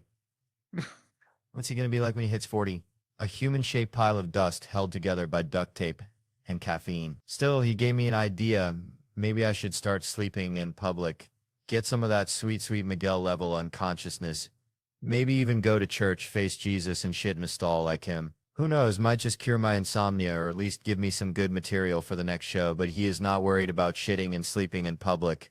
Man, growing up in Tickfaw, Louisiana, population smaller than a Walmart on Black Friday, we had this neighbor, Cletus. Now, Cletus, bless his heart, thought squirrels were just rats with better PR, and he swore he could communicate with them using only kazoo music and moonshine fumes, which, looking back, might explain a lot about Cletus's life choices, like the time he tried to ride a gator into town, claiming it was his Uber anyway. That whole Cletus situation reminds me of this article I read the other day about how AI is supposed to be like revolutionizing customer service, right? Promising us these seamless, efficient, emotionally intelligent interactions like a customer service rep that never sleeps, never gets hangry, and never needs a bathroom break. Unlike my Aunt Shirley after a potluck, which can get dicey, but then you actually use these AI chatbots, and it's like talking to Cletus after he's had a bit too much of that squirrel whisperer juice. You ask a simple question like, where's my package? And it responds with something completely off the wall, like the meaning of life is 42, but have you considered the existential dread of being a digital assistant? I swear I asked one chatbot about my phone bill and it started reciting Shakespeare. Now Shakespeare is all well and good. I like a good sonnet as much as the next fella, but I just needed to know why I was being charged for data roaming when I was sitting in my own darn living room. But these chatbots, they're just going on about to be or not to be, and I'm like, to be connected to Wi-Fi or not to be? That is the question. Now answer me, you digital Cletus. And it's supposed to be getting better, but it's like teaching that gator to drive. You might get it to move forward eventually, but you're going to have a lot of fender benders and a few folks ending up in the Bayou. And I'm just sitting here thinking, we're putting so much faith in these artificial brains, hoping they'll solve all our problems, when sometimes you just need a real human being, even if they smell like biscuits, and met their spouse on Ancestry Mingle. At least they'll understand the question, where's my damn package? Without launching into a soliloquy about the fleeting nature of existence. It's like that time Cletus tried to teach his parrot to say, I love you, and it only learned to mimic the sound of a rusty chainsaw. You get the technology, but you lose the soul. Come to think of it, is probably what happened to my Aunt Shirley after that last potluck. Okay, so growing up in Slaughter, Louisiana, we had this neighbor, bless his heart, named Cletus. Cletus thought he was pregnant one time. Swear to God. Said he had morning sickness and everything, probably just ate too many crawfish. You know how we do, which got me thinking about this whole lake situation people be getting themselves into. Like, you ever had fake sex? I mean, you might think you're tearing it up on your side of the bed, but sometimes it's just a phantom limb situation. Know what I'm saying? Reminds me of this dude I saw at the gas station. All bedazzled skull, looking like Jumanji threw up on him, and I'm thinking, what kind of thug invests in rhinestones? He probably spent more on those little-ass diamonds than my whole damn truck. And that's saying something, because my truck ain't pretty. It's like a rusty mullet on wheels. And speaking of things that ain't pretty, these fellas wearing suits look like they raided the deacon's closet, rocking those women's skinny jeans, thinking they're all that, but really they just look like a sausage trying to escape its casing. And I'm just saying, some people got too many teeth in their mouth, like a crocodile got hold of their chompers and just kept adding extras, you know. Which brings me to celebrities. Saw Lil Xan the other day, face tattoos and all, looking like a coloring book exploded. And I just want to yell at these kids, stop writing on your face. You ain't gonna get a job looking like a rejected Picasso painting. Then you got Shaq, bless his heart, 4-time MVP, Hall of Famer, but still hanging around Home Depot helping folks load lumber. Like he ain't got nothing better to do, which I guess he don't. Especially since he retired from the celebrity games. Think that man can't handle defeat when it's people like The Rock who done turned soft on us. His forehead looks like it's held on by Velcro nowadays. And then there's Rihanna getting kicked off Instagram for showing too much skin. Which, let's be honest, I'd pay $1 million to see her naked again, because that lady is like a sunset over the Louisiana Bayou. Pure magic. And these comedians like Kevin Hart bragging about all his houses like he's playing Monopoly with real money. Cabo, Miami, New York, Philly, Jersey, it's like, calm down, shorty. You gonna fall back and hit your soft spot. You know what they say about Hollywood? Don't work with animals or kids, but I'd rather work with a monkey wearing a diaper than these comedians, acting like they are babies, constantly throwing tantrums. Probably got crayons smeared all over their designer suit. But you know what the real tragedy is? Them waking up in the morning reading the dictionary every day trying to seem smart when really, their lives are just like a bad crawfish boil. All the ingredients are there, but something just ain't right now if you excuse me. I got a date with some boudin and a six-pack. Because that, my friends, is the real soliloquy of life. Thank you and good night. Man, reminds me of when I was a kid back in Louisiana. I used to trap muskrats with my cousin, Bobby Lee. He always had the craziest ideas. Like, one time he thought he could train him to fetch beer from the fridge. Didn't work out, but it always felt like we were Chip and Dale, just trying to survive in the swamp, you know? Speaking of Chip and Dale, that reminds me of bathrooms. And I gotta tell you, I had a toilet flush in my house yesterday. Sounded like someone was singing happy birthday. I swear I thought a ghost was throwing a party in the pipes. It was spooky, I tell you, but not as spooky as having to tell your date that the only way out of the bathroom is through the... Well, you get the picture, right? It's like that scene in Rescue Rangers where they gotta go down the toilet. Live a little, they say, and you know, sometimes life's like that. You gotta just jump in the porcelain. Metaphorically speaking, of course, like how Disney's premiere is next door and they're inviting everyone. Which is just like Bobby Lee inviting all the raccoons to our crawfish boil. Utter chaos. Anyway, Chip and Dale Rescue Rangers, Disney Plus, Friday, no theaters. Which is a real shame, because imagine watching that on the big screen. Feels a little like watching it in a bathroom.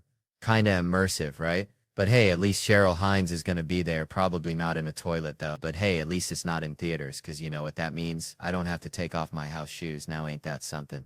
All right. So, listen. I was back home in Louisiana last summer, right? Visiting my mama, bless her heart. She's got this Chihuahua named Killer. Thinks he's a dang Rottweiler. Always nipping at my ankles. Makes you want to punt him into next Tuesday. Anyway, Mama's watching this award show, and they're giving some dude an award. I think it was for selling insurance or something, but it got me thinking about Kevin Hart. Yeah, Kevin Hart. That little dude with the big heart. Ain't that a country song title? Wait, what was I saying? Oh yeah, Kevin. See, there's guys out there like Jerry Seinfeld, great dudes, funny as all get out, wearing the crown of comedy. And let me tell you, that crown ain't no Burger King paper hat. It's heavy, man, like Mama's cast iron skillet after she's cooked a whole mess of catfish, you know? But Kevin, he wears it like a ball cap backwards, like he's still running the bases. And that dude, he sold 500 million tickets. That's more than people at a Walmart on Black Friday. I tell you what, that's biblical. That's Noah's Ark full of people watching him. And I check because that's how I do. I get my facts straight like a Baptist preacher, and he ain't just funny. He's a good dude. Helps people out. Goes back to Philly, which, let's be honest, takes guts. It's like wrestling a gator, you know? But he does it, and he probably feels like trash sometimes. We all do. Like that time I ate a whole bag of gas station sushi, but you'd never know it. Never see him fate. See, I wish he was there when I got my dang trophy. He's one of the greatest men I've ever met. It's like, I'm honored to know him, like meeting Dolly Parton. Only funnier and with better abs, probably. And that's the truth. Even if it is like a fever dream after a crawfish boil. Man, I swear I remember one time back in Tickfall, Louisiana, used to go catfishing with my Uncle Earl. This dude looked like if a bear and a lawnmower had a baby, but gentle as a lamb till you touched his Copenhagen anyway. We'd be out there on the bogue, chitto, breathing in that swamp air thick enough to chew. And he always said, Theo, boy, sometimes the best way to catch a catfish ain't with no fancy bait. It's just acting real still, real calm, like a log floating downstream. Now, that ain't got nothing to do with cops, but bear with me, because one time got pulled over outside Baton Rouge, felt like I was in a dang aquarium with that flashlight blazing in my eyes. Cop comes up looking like he swallowed a lemon whole. Sir, you know why I pulled you over? And I remembered Uncle Earl's catfish wisdom, so I took a deep breath like I was smelling honeysuckle on a summer morning, stared straight ahead like I was looking into the dang future. Let him ask again, sir, do you know why I pulled you over? And this is where it gets real. Tick-fall, real Uncle Earl. I put my finger to his lips, gentle as a butterfly landing on a magnolia. Shh. I said like I was telling a baby robin to hush, then I ain't even lying. Stroked his mustache, just a little tap, tap, tap, like playing a tiny piano on his face, and then, brother, I just eased on down the road, left him standing there looking like he'd just seen Bigfoot riding a uniskull. I'm telling you, sometimes treating a cop like a catfish is the dang answer. Now, I ain't saying it's legal, but I'm saying Uncle Earl would be proud, real proud. All right, so I was at this Waffle House down in Tickfall, Louisiana, right? Place smells like regret and burnt coffee. You know the vibe. And this lady, bless her heart, she orders the most expensive thing on the menu. It's like a lobster omelet with a side of gold flakes or something. I don't know, something ridiculous. And I'm thinking, man, this is Waffle House, not the goddamn Ritz. It's like bringing a Ferrari to a monster truck rally. Reminds me of this one time my cousin Earl tried to impress this girl by taking her to the fanciest burger joint in Ponchatoula. Spent his whole paycheck, and she ended up leaving with the dude driving a tractor.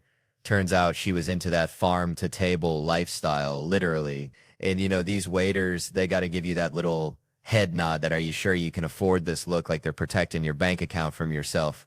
Which got me thinking about women complaining about relationships. Always picking the wrong dudes. It's like ordering a steak and lobster when you know you're on a damn McDonald's budget, you know? If you keep attracting ain't shit dudes, maybe, just maybe, there's something about your pussy that's broadcasting easy signal, like a moth to a busted-ass porch light. It's time to take some responsibility, ladies, because no one want to hear complaints about this. It just feels like Michael Jackson being poor.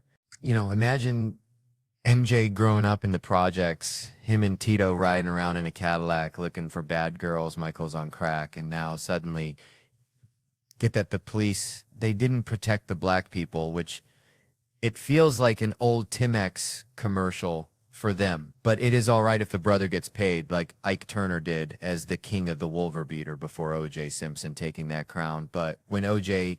was innocent in the eyes of Johnny Cochran, those white people who couldn't sleep because of the verdict, it's like black people getting insomnia since the slavery. Now you hear something like that, you just want to yell out, fuck the police, while driving 300 miles an hour in a Volkswagen because Lorena Bobbitt cutting off her husband's member, driving down the freeway and throwing it out the window is justice too, and with the LA Police Department searching for OJ. Simpson, you're thinking it is the justice system that is not working. It's all connected, man, like dominoes falling after a crawfish boil. All right, settle down, y'all. Let me tell you something. Grew up in a town so small. The high school mascot was a question mark. Seriously, just a big old question mark on the field. People were confused. Even the cheerleaders were like, what are we cheering for? Uncertainty. It reminds me of this time my buddy Earl, bless his heart, tried to impress this girl by saying he was film Wedding Ring or two before the first one even hit theaters. Like telling people you already got a platinum membership to Beyonce's Beehive plus a +1 with Lamar Odom. Back when he was still rocking princess cut she jeans, which by the way is a crime against fashion, worse than Floyd Mayweather and them damn cowboy boots. Somebody lock that man up. Stylist needs to be fired, or 2 Chainz showing up to court in a suit. Some things are just inherently wrong, like my Aunt Brenda's attempt to get on a reality show called Straight from the Heart, pushing past me like a damn offensive lineman to get in front of the camera saying hi from the heart while I'm trying to explain the earth is not flat. But somehow Rihanna getting kicked off Instagram for too much skin is somehow supposed to be acceptable. That's like banishing Waffle House from World Star Hip Hop. Ruins the whole damn site, but honestly, I'd pay $1 million just to see her. Well, you know, again, for the first time, but also knowing it's still Rihanna. So that brings me back to these co-stars I've been working with over the years. All of them except The Rock, that is, and The Rock hasn't helped one damn bit. Steve, I'm looking at you. You ain't gonna help nobody except the inmates, Stevie. What is wrong with you? You look like you shop at the velvet sweatsuit store next door to Nacho Dick Emporium. And I swear to God, they are all just as ridiculous as waiting 45 minutes for a sandwich from Quiznos. Just needs more dreamers. And definitely not Will Packer sitting beside me at award shows.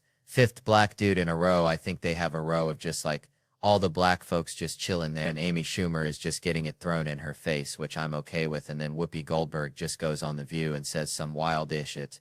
I can't even I gotta shave again because of all the stupid that's going on, and then some guy is throwing me off while I'm about to rip on this stage in camouflage. He thinks his petite jacket is gonna save him. You know, maybe I don't have a college degree, but I got a yacht. Well, I will have a yacht. It's on credit. I'm just saying, I thought I looked cooler in a suit, and now I feel like I look like a head in a box, so I look like a guy with a head, so I don't know. Maybe I should dress like my friend Earl. All right. So I was back home in Louisiana last summer, right? Visiting my Aunt Karen. Bless her heart, she still calls the internet the web like it's 1998, and she's got to catch some digital flies in it. And she's showing me these articles on her iPad, screen cracked like a Bayou riverbed after a drought. And she's going on about hot moms this and hot moms that. And I'm thinking, Aunt Karen, you're trying to be hip, but you're about as hip as a square dancing convention at a Cracker Barrel, and right? She keeps saying it's the algorithm, but all this online self-care stuff for moms, is it real? It reminds me of this time I saw a raccoon trying to unlock a car door with a Slim Jim. Looked real dedicated, but you knew deep down it wasn't going to work, you know? And I'm not saying moms shouldn't take care of themselves. Lord knows they deserve a vacation to Aruba after birthing a human. I'm just saying back in my day, which was 81, we saw more moms putting the family ahead of themselves, like my own mom running on fumes and coffee so dark you could see the future in it, doing the kids' homework, cleaning up puke after a Saturday night wedding, you know, the real mom stuff. So now these hot moms on Instagram, they doing all this yoga and like posing with their kids for the gram. It's all shiny and perfect, but are they teaching them anything useful? Can they even change a tire or tell a squirrel from a chipmunk? It's like, I appreciate the dedication, but you remember that kid falling down videos on YouTube that used to be accidental, like pure unfiltered chaos. Now they staged like a damn Shakespeare play. You see that kid walking toward that hot stove and the parents got the camera out, ready to hit that record button. It's like, go on, touch it, learn from your mistakes. Anything for the clout, which is creepy, really creepy. Makes you wonder when the line of good parenting or just content gets crossed and it's a whole new world. So I guess all I'm saying is let's bring back the messy, imperfect, real mom moments. The ones that don't get likes but make all the difference. Now, if you excuse me, I'm going to go sign posters, kiss babies. Maybe learn how to unlock a car with a Slim Jim. Good night, y'all. And remember, stay weird. All right, check this out. Grew up in the sticks, right? Had this buddy, Cletus, bless his heart, thought mayonnaise was a musical instrument. Swear to God. Anyway, saw this lady the other day bragging about having 4 Rugrats, saying she ain't changed a bit. And I'm thinking, honey, you're a walking red flag, a full-blown circus of instability. That's what you are. It ain't got to be nothing drastic like trading your minivan for a monster truck, but a fella's got to take stock, you know? Me, I'm proud of what I kicked to the curb, arguing. Used to bicker with everyone from my grandma to the darn squirrels in the backyard, but now, nah. Someone starts throwing verbal haymakers, I just flip them the bird. Figuratively, mostly. They're like, Theo, I disagree. And I'm all, yep, you're right. I'm on your side now. Their heads spin like a dog chasing its tail. Shoot, during COVID, felt like trying to smuggle moonshine past a pack of bloodhounds just to get to Chelsea, Canada. You know, Chelsea's where the snow bunnies live, not that dang town in Massachusetts, although I hear they got good clam chowder, but I needed to carve some powder. See, Canada was tighter than a tick on a hound dog, folks. We're building walls higher than my Uncle Earl still. But then I saw Kevin on the gram prancing back and forth across that border like he owned the place. Thanksgiving dinner in Arkansas one day, maple syrup in Ontario the next. And this was during the 2-week quarantine, which, let me tell you, 2 weeks with my thoughts is like being trapped in a room with a rabid squirrel. So I called Kevin, bless his heart, and I said, Kev, I don't know if you're smuggling beavers or what, but I need your help. This lady needs her double blacks. And Kevin, he's got that smooth talk like a used car salesman in July. He says, Chelsea, sugar, no problem. I'll get you a gig on my movie. Behind the camera, in front. Heck, I'd play a moose if I had to. Just get me across that line. He promised paperwork, help, everything. Kept saying, I got you, Chelsea, I got you, I got you. And that's Kevin in a nutshell, ain't it? You ask Kevin for a favor, you get 3 I got yous faster than a hummingbird flaps its wings. And then you hear from him less than you hear from a dial-up modem these days. It's like waiting for rain in a drought. So we're honoring Kevin tonight, folks. A man who'd deny a privileged lady a ski trip during a global freakout makes you think maybe he's secretly saving the world one denied powder day at a time. Or maybe he just forgot, like he forgot to return my lawnmower 5 years ago. Either way, bless his heart. Man, growing up in Louisiana, we had this neighbor, Mr. Thibodeau, smelled perpetually like boiled crawfish and regret. Always wore a wife beater 3 sizes too small. You know, the kind that showed off his pecs, if you could call them that. More like deflated whoopee cushions. And he was obsessed with this one thing, figuring out which character he was in the Dukes of Hazzard. Like, was he Bo, Luke, maybe even Roscoe P. Coltrane chasing those boys down, right?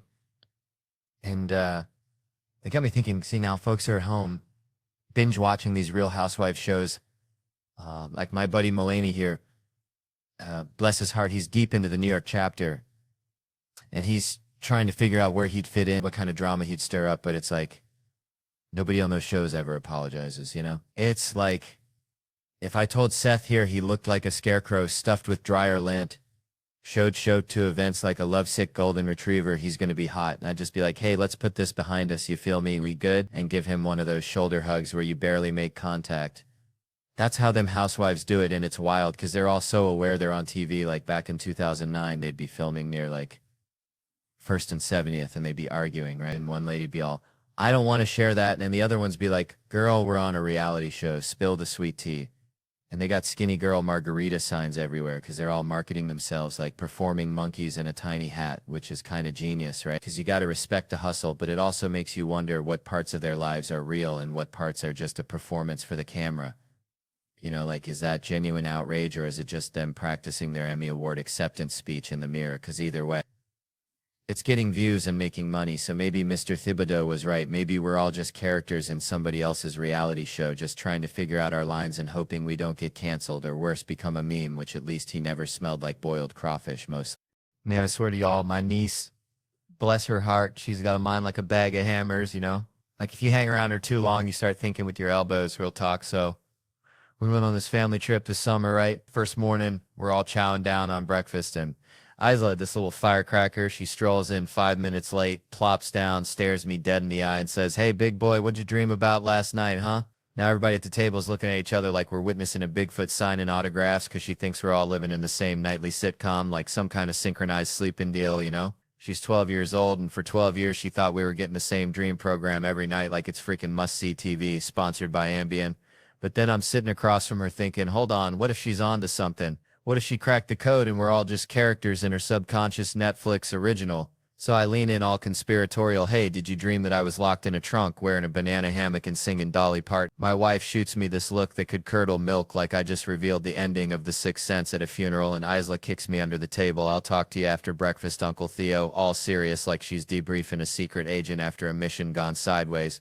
Later that day, we're heading out for some snorkel action, cruising on the boat, and I see Isla gazzing off at the horizon, looking all pensive. She's pondering the mysteries of the universe, you know, a real Kodak moment. So I sidle up, ready for that heartwarming parent-child connection. Hey, baby girl, what you thinking about? She turns around, eyes all lit up, and goes, we should get tattoos. I swear sometimes I think this kid eats nails for breakfast. All right. Settle down, y'all. Let me tell you something. Veen. Grew up in Louisiana, right? Place flatter than a pancake, more humidity than a frog's armpit. Had this buddy, Earl, bless his heart. Earl thought he was a Ninja Turtle. Not like the cool kind, like the sewer rat kind, you know? Always wearing green, heading in the ditch, eating whatever crawled by. Now Earl, he was convinced he was saving the city, even though the biggest crime we had was Mrs. Higgins' cat stealing Mr. Thibodeau's shrimp. All right, settle down, folks. Let me tell you something. Grew up in Louisiana. See, around these guys who thought camouflage was formal wear, you know? Had this buddy, Earl. Sweetest guy, but dumber than a box of rocks. One time, Earl swore he saw Bigfoot riding a lawnmower down by the bayou. Swear to God. Earl believed anything. But you know what Earl wouldn't believe? Crime documentaries. Nah, he'd rather watch squirrels fight over a pecan. Yeah, I love him. Always have. Even had a date once, beautiful girl, real sweet, until she dropped the bomb that her daddy was all over the John Benet Ramsey case. I swear I forgot all about the date, just peppered her with questions about the case. Poor girl probably thought I was a weirdo. No second date, naturally. Always wanted to solve a crime, though felt like my calling, kind of like how Earl felt about Bigfoot. So a few months back, I'm home from tour and, you know, recreating from shaking hands and pretending to care about other people's problems. I go outside and my rave for, blessed be its name. It's been violated. Not like a Gone Girl situation, but still, someone had rummaged through it. And get this, they left a hat, a freaking baseball cap. Aha! I yell like I'm finally catching a greased pig at the county fair. I'd been burglarized before, but this was evidence. So I run inside, grab my surgical gloves. Yeah, I own surgical gloves, don't judge. And a Ziploc bag. Dimmered something about Dennis Fong messing up the DNA in the OJ case because it got too warm. I wasn't going to be no Dennis Fong ruining evidence with the California sunshine. I carefully bagged that hat, you know, CSI style, even though my car's interior looks like a hobo's backpack after a tornado. Then I stuck that sucker in the fridge, right next to the wilting lettuce, and my wife's leftover quinoa salad she keeps telling me is good. called the LAPD, stood out front like Deputy Fife, waiting for the cavalry, thinking, don't worry, fellas, Vaughn's on the case. They show up, these two cops looking like they'd rather be eating donuts, ask, what's the situation? I tell them about the break-in. They ask if the window was broken. I told them, nah, I leave it unlocked now because these LA thugs gonna bust a window if I don't. And that's just rude. So they ask what was stolen, and I told them I have no earthly idea what's in my car. It's basically a rotating museum of forgotten sunglasses, old snack wrappers, and my wife's collection of crystals she swear keeps the demons away, but I suspect mostly collects dust under the seat. I say, but this time we gotta break in the case. I led them inside like I'm leading tourists through a creepy haunted house, pulled out the hat like I'm present in the Mona Lisa. He left his hat, I exclaim. Yeah. They're like, okay. I ask if they can run it through CODIS, like on Law and Order. Get a hit on the perp. They look at me like I'm speaking Swahili. Why would we do that? They ask. I'm floored because he committed a crime. They were like, barely. You left the car open, nothing was stolen, maybe trespassing, but we ain't running no national DNA search over that. I was flabbergasted. Then like a bolt of lightning hitting a cow pasture, it hit me. I told them, you can frame it as the guy gave you a hat, a thoughtful yet misguided gift from a budding criminal. I am real glass half full type guy, you see. They still didn't budge. Full. I told them, look, this could escalate. It's a there tressage you for. Tomorrow it's an escalade. Then a whole HOA community watch group is dead in the ditch. But I say, you know, Manson, and I don't like to speak ill of the dead, but he was a lousy guy, right? He started small, creeping around people's houses. Then he got big ideas. So I ask, don't you want this guy's DNA on file before he graduates from petty theft to start a podcast about murdering people in his basement? They were like, what file? What are you talking about? And I said, the one where you keep the DNA of potential murderers. They said the only way they'd need his DNA profile is if, and I jumped in, if he murders somebody. And then I remembered that sometimes serial killers like to help the police, you know? So I just kept talking about this guy in the third person like he was some kind of criminal mastermind. He's cunning, I said, but he will be back. Then I remembered my friend down the street. Her car got broken into too. I told the cops, go talk to her. Tell her to say something was stolen just to get that hat back in the national system, which apparently is framing someone for a crime. But hey, I'm willing to bend the rules to get these guys behind bars. So if you're out there, car thief, know this, you messed with the wrong RAV4.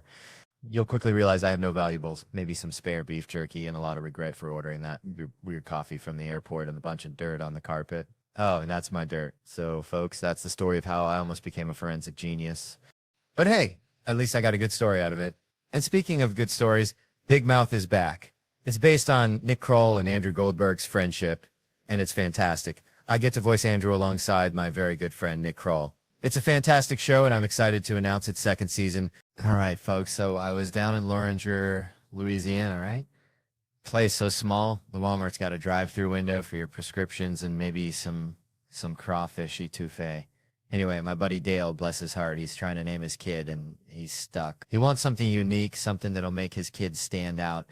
I said, Dale, you name that kid Refrigerator, he's going to stand out. All right, stand out in the principal's office every dang day. But it got me thinking about names. See, like, how important is a name, really? This whole Emmy thing reminds me of it. This comedian, John Mulaney, right, wins an Emmy, which is like winning the Super Bowl for people who tell jokes instead of throwing balls in some website deadline. They mess up his name. They call him Jew Open like he's a new medication for toe fungus or something. Reminds me of my Aunt Shirley. She's got every ailment known to man. She'd try anything with Jew in the name. Now, I know John, I've known him for a bit, and I can vouch he's a Mulaney, single L, folks. Messing up a name. It's like mispronouncing someone's gumbo recipe. It's just wrong, you know? And then they get another detail wrong. It's like adding pineapple to a chili. It just shouldn't happen. Like calling someone Mulvaney, it just feels wrong. Feels like something the New York Post would yell out with big bold letters right next to an expose of my big throbbing vein. It's almost like stealing a moment, right? John wins this Emmy, big deal. Then someone proposes. That's like ordering the only steak in a restaurant. Then when it comes out, they put a dang onion ring on it. I just hope John doesn't feel like some crawfish that just barely got pulled out the pot when the fire went out.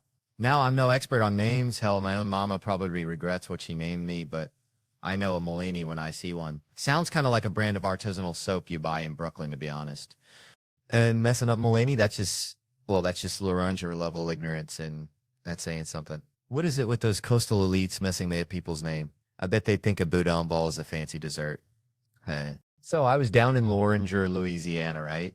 Now that's a place where the possums wear tuxedos to the Piggly Wiggly. Okay? My buddy Earl. Earl's got this cousin, Cletus, who runs an escape room at his double wide, only it weren't no mall kind of thing. See? It's more like if Deliverance met Home Alone after a case of Natty Light. Anyway, Cletus gets this idea from watching one of those police shows. All of a sudden, he is an expert, so he has to start his own business. He is also so big-headed, and that is where the problems begins.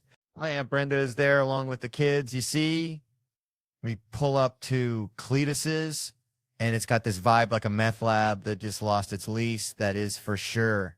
My Aunt Brenda is like, oh, heck no. But the kids are screaming about fun, so we go in. Now Cletus opens the door wearing a bathrobe and a shower cap, looking like a Baptist preacher's wife after a rough night. First thing he asks is, have y'all seen my chihuahua, Pepito, and my uncle? Never one to miss an opportunity. Yells, tell Pepito to go get rocks. And then he spits a dip of tobacco onto the porch. This is where the bad began. Cletus ain't phased. He just smiles with his one tooth looking like a tombstone and a pumpkin patch and says, come on in, but leave your wallets and phones in the microwave for the safety. We should have never left our phones. It all went downhill. The kids went full-on sheep. They did not care about safety. Now, Cletus then starts explaining the rules in a low voice like he is about to sell drugs in the middle of the sate. My uncle is all over him, asking about Cletus's mother and why she ain't around. My Aunt Brenda is yelling, and I swear it was like watching a squirrel try to parallel park in the middle of the interstate, chaotic but entertaining. Then came the mother's room part, and that's where it got weird, like a banjo solo at a funeral. Weird. Now, Cletus says we got to leave our car keys, our L phones, our wallets, everything on the counter, which should have been our first clue to just leave. We were all standing there quiet, and my uncle said, did you hear me, Pepito? Go kick rocks. That is when Cletus said, the rules are the rules. It is the escape room. So we all dumbly followed Cletus into the room. And the moment the door slammed shut behind us, it hit me. No waivers, no contact information, just a sketchy guy and a locked door. It was the type of feeling when you accidentally drop a hot dog on the floor in the middle of a church event. Right then, I knew that Cletus had no clue what was going on. My uncle, he says, well, I reckon we're going to be working in a possum farm in Oklahoma by sundown before he starts yelling, Pepito, kick rocks. Because, heck, at that point, a possum farm seemed to that reasonable career choice compared to what Cletus might have had in store. I just know this is where the problem begins. Then my aunt yells, why did we come? I am out, which she said was the punchline to the whole thing. Man, growing up in Tickfall, Louisiana, we only saw All Blacks on TV, like when Jason Momoa shows up at my gym, right? And he's all, Theo, you look different on TV, like a fat piece of, well, you know, but then we hung out for 12 hours, most genuine dude ever, way more authentic than my own podcast partner, Brett. Like, I swear, Jason and I, we're practically blood brothers now, you know? Anyway, never thought I'd do stand-up in South America, figured I'd be wrestling gators till I croaked, but Buenos Aires, Argentina blew my mind, ate like a king the steak, oh, Lord have mercy. Then Chile was amazing. Lima, Peru, saw some family, good folks. In Mexico City, spicy tacos and sweet people. Flew home, catnap, then bam. 40-day European tour. That's like being shot out of a cannon made of schnitzel. Madrid, Barcelona, Copenhagen, Paris, London, Birmingham, Glasgow. Felt like I was on a dang space shuttle made of baguettes and bangers and ended up in Iceland, ice fire comedy like a Viking funeral for my voice box, you know? And Tom, working for Tom is like finding a 4-leaf clover in a field of cow pies. I tell you, the man gets it. Treat your people right, they'll work their tails off. He's got a nose for good folks, surrounds himself with them, trusts them, creates this whole environment where nobody wants to let him down, you know, like a mama bird nudging her chicks. Meeting Tom 14 years ago changed my life more than grits, changed my arteries. He's unconditionally supportive. Best year of my life. Love you, Tom. Feels like he took a chance on me, like finding a 20-year-old jeans, and I can't imagine touring with anyone else. Speaking of, there's Mike Cronin, opens for Tom 4 times this year, probably doesn't remember me, always staring at his phone, but he's proud of Tom, thinks he's a good person, asks for more money. Classic Mike. And then there's Sam, driving for Tom, been thinking long and hard, says he can't say anything good about the man. Reminds me of my Uncle Earl after too much moonshine, says he's mean. Even when he's nice, he's mean, says they work 7 days a week. No time off, hasn't seen his family in 4 years. Then he blows his nose real loud. Gotta do it again. Then serious face, says Tom's a good guy, pleasure to work for, easygoing. But here's the kicker, folks. Sam says Tom isn't funny, which is like saying a dog can't bark. And you know what? Maybe that's the secret. Surround yourself with funny folks and let them shine like fireflies in a mason jar. And maybe, just maybe, you'll get to eat steak in Argentina and laugh your way to Iceland, because life, like a good joke, is all about the setup and the punchline. And sometimes the punchline is just realizing you're surrounded by good people, even if one of them blows his nose really loud. Yeah, let me tell you something. Growing up in Tickfaw, Louisiana, we had this dog, right? Oh, Blue.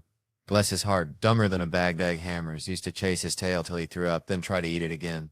But Blue, he had this one trick, seeing a car coming a mile away like he had radar or something. Reminds me of my girlfriend in true crime. I swear she's obsessed with serial killers like Blue was with his own rear end. I mean, her Netflix queue is just a parade of Manson, Bundy, Dahmer. It's like a horror movie marathon every night. It's nuns getting off, hookers disappearing, kids. Well, you get the picture.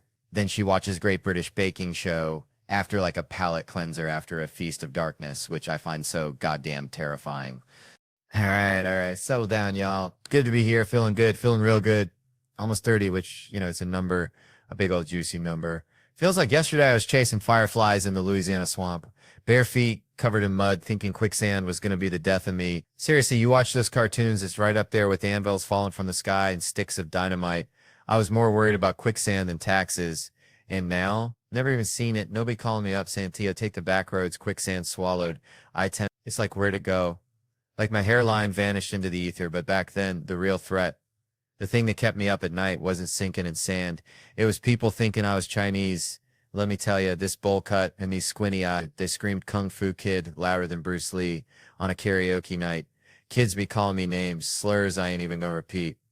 Words I didn't even understand. I'm standing there like a confused possum in a headlight, 'cause I ain't Chinese. My family's about as Chinese as grits and gravy. The closest we get to Asia is taking our shoes off at the door, mostly just to keep the carpet clean after Mama's crawfish boil. But it was rough. It was real rough. I remember in 7th grade, we went to the symphony, and every time that big old gong went off, these savage little swamp creatures, they'd turn around and bow at me like I was some kind of emperor with a bad haircut. It was racist as hell, but also I gotta give them credit. The coordination was impressive. For a bunch of 13-year-olds fueled by Mountain Dew and Spite, it was a whole dang performance. Made me feel like I was in some twisted, low-budget racist Cirque du Soleil. But that's the past. We all say dumb stuff. I mean, look at TV. You can say anything on TV these days, especially on Law & Order SVU. They can't say the F word, but they can describe a crime scene with enough detail to make your stomach churn. Anal contusions this, cement and fecal matter in the ear canal that, and it's always Ice-T delivering the line. Ice-T, cop killer, looking confused as ever, like he just walked in off the set of Colors. You mean this dude likes pigtails? Yeah, Ice, it's a pedophile. Welcome to the sex crimes unit. Grab a donut and try to keep up. It's like that time they tried to explain sex addiction to him. They're really trying, and Ice-T finally gets it. He's looking all serious, and he says, oh, I get it. You mean like when someone drinks too much or snorts cocaine or bets the house on the ponies? I almost choked on my water. I was praying they'd just let him keep going. Just name every vice he could think of. Or like when someone eats too much fried chicken, or watches too much reality TV, or collects porcelain dolls. Just fade out. Created by Dick Wolf. That's what I'm talking about. That's the kind of TV I want to see. So yeah, almost 30. Seen something, called some names, dodged the quicksand. Maybe it's time to start collecting porcelain dolls. Or maybe just keep watching Ice-T solve crimes. Either way, it's going to be one hell of a ride. Just try not to bet the house on the ponies, Let me tell you something. Marriage, man, it's like finding that one crawfish in the boil that ain't spicy. Just pure sweet meat, Because I used to be like a stray dog fighting for scraps of affection. Getting cheated on more times than a roulette wheel hits black. Changed my whole damn view of things. Used to watch America's Most Wanted as a kid thinking, how could someone kill another person? Then bam, infidelity hits, and I'm like, oh, I get it now. Not that I do it, but I understand the primal urge to protect what's yours. Kind of like how I feel about folks who've seen my junk or met my family. They know too much. Gotta go, vanish like a fart in the wind. That's just logic, folks. Pure survival instinct time, though. That's a whole nother beast, and I'm only 35. Practically a baby. But I've entered the gross phase, like a damp swamp cooler that leaks on your pants, always feeling slick like a dolphin. Especially the back of my britches. Sitting in restaurants, standing up, thinking I sat in something. Nope. Just swamp-ass courtesy of old Theo. Burping mid-sentence now, trying to muscle him down like a constipated bullfrog, loading up on bread and seltzer, feeling like the Goodyear blimp ready to take flight, then interrupting conversations about Italy with a kitchen run, asking if anyone needs a pause, hair sprouting on my shoulders like a damn Sasquatch, my wife rubbing him, singing Monkey, Monkey, Monkey Man under her breath. Something dredged up from the murky depths of her subconscious. Makes you wonder what your body is for anymore, just carting your head from room to room. Still waiting to get big and strong, but it ain't happening. I'm like an old iPhone, just getting worse every year. Plus I overheat mid-afternoon for no damn reason. Getting grumpy's a real danger, especially when every new song is about tonight. Pure 19-year-old bull manure. I want to write songs called Tonight's No Good. About Wednesday, oh, you're in Dallas. Fine, let's just not see each other for 8 months, who cares? The biggest head-scratcher is how they used to scare the bejesus out of us about weed. Now it's legal in half the damn country, ain't that something? I got arrested with a one-hitter at a Rusted Root concert back in the day, barely got a slap on the wrist. Probably got an award for being the most country that week. It's like the government finally turned into cool parents saying, fine, take a little, just do it in the house, but everything's moving too fast, unreasonably so. Now ain't. The world's run by robots, and we spend all day providing proof we ain't one of them. Just to look at our own stuff. Gotta solve riddles like a digital sphinx. Prove you're not a robot. Look at these curvy letters. Harder than usual. Right? No robot could read these. Is it an E or a th? Your guess is as good as mine. Bucko, gotta pass the password puzzles. Solve the robot test. Then comes the question no robot could ever answer. Which of these pictures does not have a stop sign? What in the hell are we doing, folks? Spending our days providing proof to a damn computer and it's doing nothing for our health. Man, I swear growing up back in Tickfaw, Louisiana, we had this old dog, Cletus. Dumber than a box of rocks. Bless his heart. Cletus used to chase his tail so hard he'd spin himself right into the damn ditch. You know, like those folks who just got to get kicked in the face because they watch the foot coming. Like Cletus saw that tail and you know he'd bite it again. Reminds me of this dude I saw getting booted, right? He looked at us after like, did y'all see that? Needed validation for being an idiot. Now, I ain't one for kicking. I'm a fist kind of guy unless, hear me out, unless you start stretching before a fight. You stretching, I'm out. All right, y'all, so check it. Growing up back in Louisiana, we had this neighbor, Mr. Thibodeau, smelled perpetually of boiled crawfish and regret, always hollering about politics, right? He'd be out there in his wife beater, swamp cooler, humming louder than a gospel choir, ranting about Bernie Sanders. Only he called him that dang commie Bernard. You know, like he knew him personally. Like they shared a po' boy back in 72, maybe at a political rally for the Band-Aid on Forehead Society. Who knows with Mr. Thibodeau, the man once tried to pay for groceries with a handful of cicadas, claimed they were legal tender after the apocalypse. Now Mr. Thibodeau was convinced he and Bernie were practically blood brothers back in Vermont, called themselves the Burlington Three, swore they blew up the original Burlington Coat Factory, which, let me tell you, in rural Louisiana, that's like claiming you burned down the Library of Alexandria. Nobody knows what you're talking about, but it sounds significant. He'd be hollering about occupying Walgreens, hating the 1%, while simultaneously chugging whole milk like it was liquid gold. The man was a walking contradiction, a true Bayou enigma, and he hated those right-wingers. Except for Dick Cruz said his face looked like the whole Dick Tracy movie smushed together. Which I gotta admit is a visual. It's a strong visual, like a Picasso painting made of police sirens and misplaced anger. It reminds me of when I told Trump a joke once. Now he's just one McDonald's burp away from ending the world, so maybe I'm like the art critic who passed on Hitler's paintings. You know, just trying to pursue plan B. I'm part of the problem. But man, I was watching the Emmys, right? Saw they handed an award out, totally unexpected. Kind of like finding a $10 bill in your old jeans. Pure unadulterated joy. Before the name was announced, you're just sitting there thinking, why do we do this yearly? This just seems silly. Then you hear your name, man. It's like, this is true love. I saw a comedian, and I'm lucky enough to know them. Dan Lavy was there. It's genuinely happy, like a Catholic and a Jew. Hearing good news at the same time. One is blown away, and the other is just waiting to see how they can make money off of it. All right, hold on now. Let me tell y'all something. So, I was back home in Louisiana, right? Place flatter than a pancake after Mama Sue sits on it, which, bless her heart, ain't nobody wanted to see. And my buddy Earl, bless his heart too, kind of simple fella. Earl's got this bucket list, right? Now, most folks, they got traveling the world, skydiving, maybe learning to play the dang harp on their list. Earl wants to learn how to belly dance. Belly dance. I swear I almost spit out my sweet tea.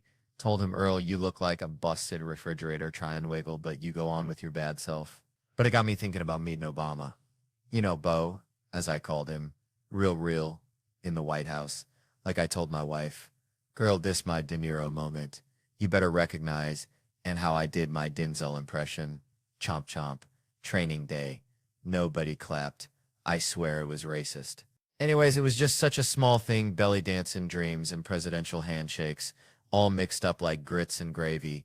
But the other day, it really pissed me off when I saw Cube talking about how I walk. You know, he just stays angry because his top lip never moves. Reminds me of my Uncle Ray. That dude looks like he hasn't had a decent haircut in 5 years. But you know what made me think this is the same Nicole Kidman where she couldn't even clap? She just had boomerangs for hands right there. The point is, folks are so dang worried about these big, grand bucket list items, the things they think are important, that they forget about the little things, like just getting out there, run along the beach like I like to do, but then somebody threw shit at me, literally. But no matter what, folks are so worried about feet, you just got to realize you can't take steps in life without them. And that reminds me, I got some gala ladies coming over to get their feet blessed. It's all connected, see? Belly dancing, the president, bad haircuts, feet. It's all just a bunch of crazy life stuff, and that's just how I feel, like a possum playing dead on a hot asphalt road, hoping nobody mistakes you for a speed bump. Man, Montreal, y'all are all right. Reminds me of shrimping back in Tick Fall, Louisiana, where the only thing louder than the mosquitoes was my Aunt Shirley and Aunt Uncle Dale for drinking all the RC Cola again. You know, that woman's voice could peel paint off a barn from 50 yards. That's the thing about women, ain't it? Up close, whispering sweet nothings could launch 1,000 ships, but try hearing them at a football game. Sounds like two squirrels fighting over a dropped pickle. Now that brings me to this whole first lady business. See, my grandma used to say, a chicken ain't got no business in the hen house if it ain't laying no eggs. And I'm thinking, these first ladies, bless their hearts, they ain't elected, they ain't paying the bills. So why they gotta be running their mouths like a hound dog chasing a mail truck? Like, if you hire a fella to fix your leaky faucet, and his wife, who ain't never held a wrench in her life, starts telling him to reroute the pipes through the attic, you gonna look at her sideways, right? Just 'cause you're married to the plumber don't make you a plumber. Now I'm hearing whispers about Hillary getting back in the game and scratching my head. How'd she become a senator anyway? Went straight from being the president's missus to sitting in Congress. Like she jumped the line at the crawfish boil. Should Tom Brady's wife be calling the plays for the Rams just 'cause she married a football player? Ain't no magic powers transferred through matrimony. This all started with Nancy Reagan, bless her soul, waving her bony finger and telling us to just say no, like we was all just waiting for permission to quit huffing paint thinner. Than Hillary with her health care plan. Michelle preaching on 60 Minutes, gotta give it to the Bushes though, they kept their women in line. Barbara was silent as a church mouse, and the other one, Paige or Bethany, something like that, I ain't even sure of her name, but Dub had her on lockdown tighter than Fort Knox, made sure she smiled and nodded when he told a joke. Now I'm hearing folks say a woman president's gonna change things, but I ain't buying it. The president makes, what, 400 grand a year? Try telling that to a Wall Street banker with $100 million bonus. Ain't gonna make a lick of difference if they got a dick or a clam, black or white. Nothing's gonna change till somebody gets froggy and starts going full Rambo on those gated communities, taking out the folks pulling the strings. Until then, it's just gonna be a different pair of tits telling us the same old song and dance. I'm staying at a hotel here. Love hotels, feel safe, you know, lobby full of folks like a human shield. If some axe murderer comes strolling, hear the scream. Got time to plan, barricade the door, turn on the shower, hide between the mattresses. Good old misdirection, used to stay in motels, now there's a recipe for a heart attack. Sleeping 2 feet from a door leading straight to the parking lot. Any yahoo can kick it open, drag you out buck naked. Ain't nothing scarier than facing a chainsaw massacre in your underpants. You tell yourself you'll fight back, grab a lamp. But deep down, you know you'll just squeak like a chew toy and end up seeing nothing but carpet ceiling, looking back at your own pasty body anyway. This theater's alright. At least nobody said it's haunted. Every damn time you go to a theater, they gotta tell you about the ghost. Built-in 48 tribute to Rocket Richard. And we got a ghost named Michael. If you believe in ghosts past the age of 8, you're dumber than a box of rock. What's the end game for a ghost anyway? On a basement forever, waiting to spook the boiler repairman? If I was a ghost, I'd fly straight to the CIA headquarters, sit in on meetings, go to the Super Bowl, find out what they're really saying in the HUD, and spend an eternity trying to scare an accountant into solving my murder. I'd be looking for that damn RC Cola. That's where the real secrets are. All right, folks. Let me tell you something. Growing up in Possum Trot, Tennessee, population smaller than a Walmart on a Tuesday night, we didn't have no fancy math groups. No Blue Angels flying high. We just had smart kids and the rest of y'all. And I was definitely hanging out with the rest of y'all.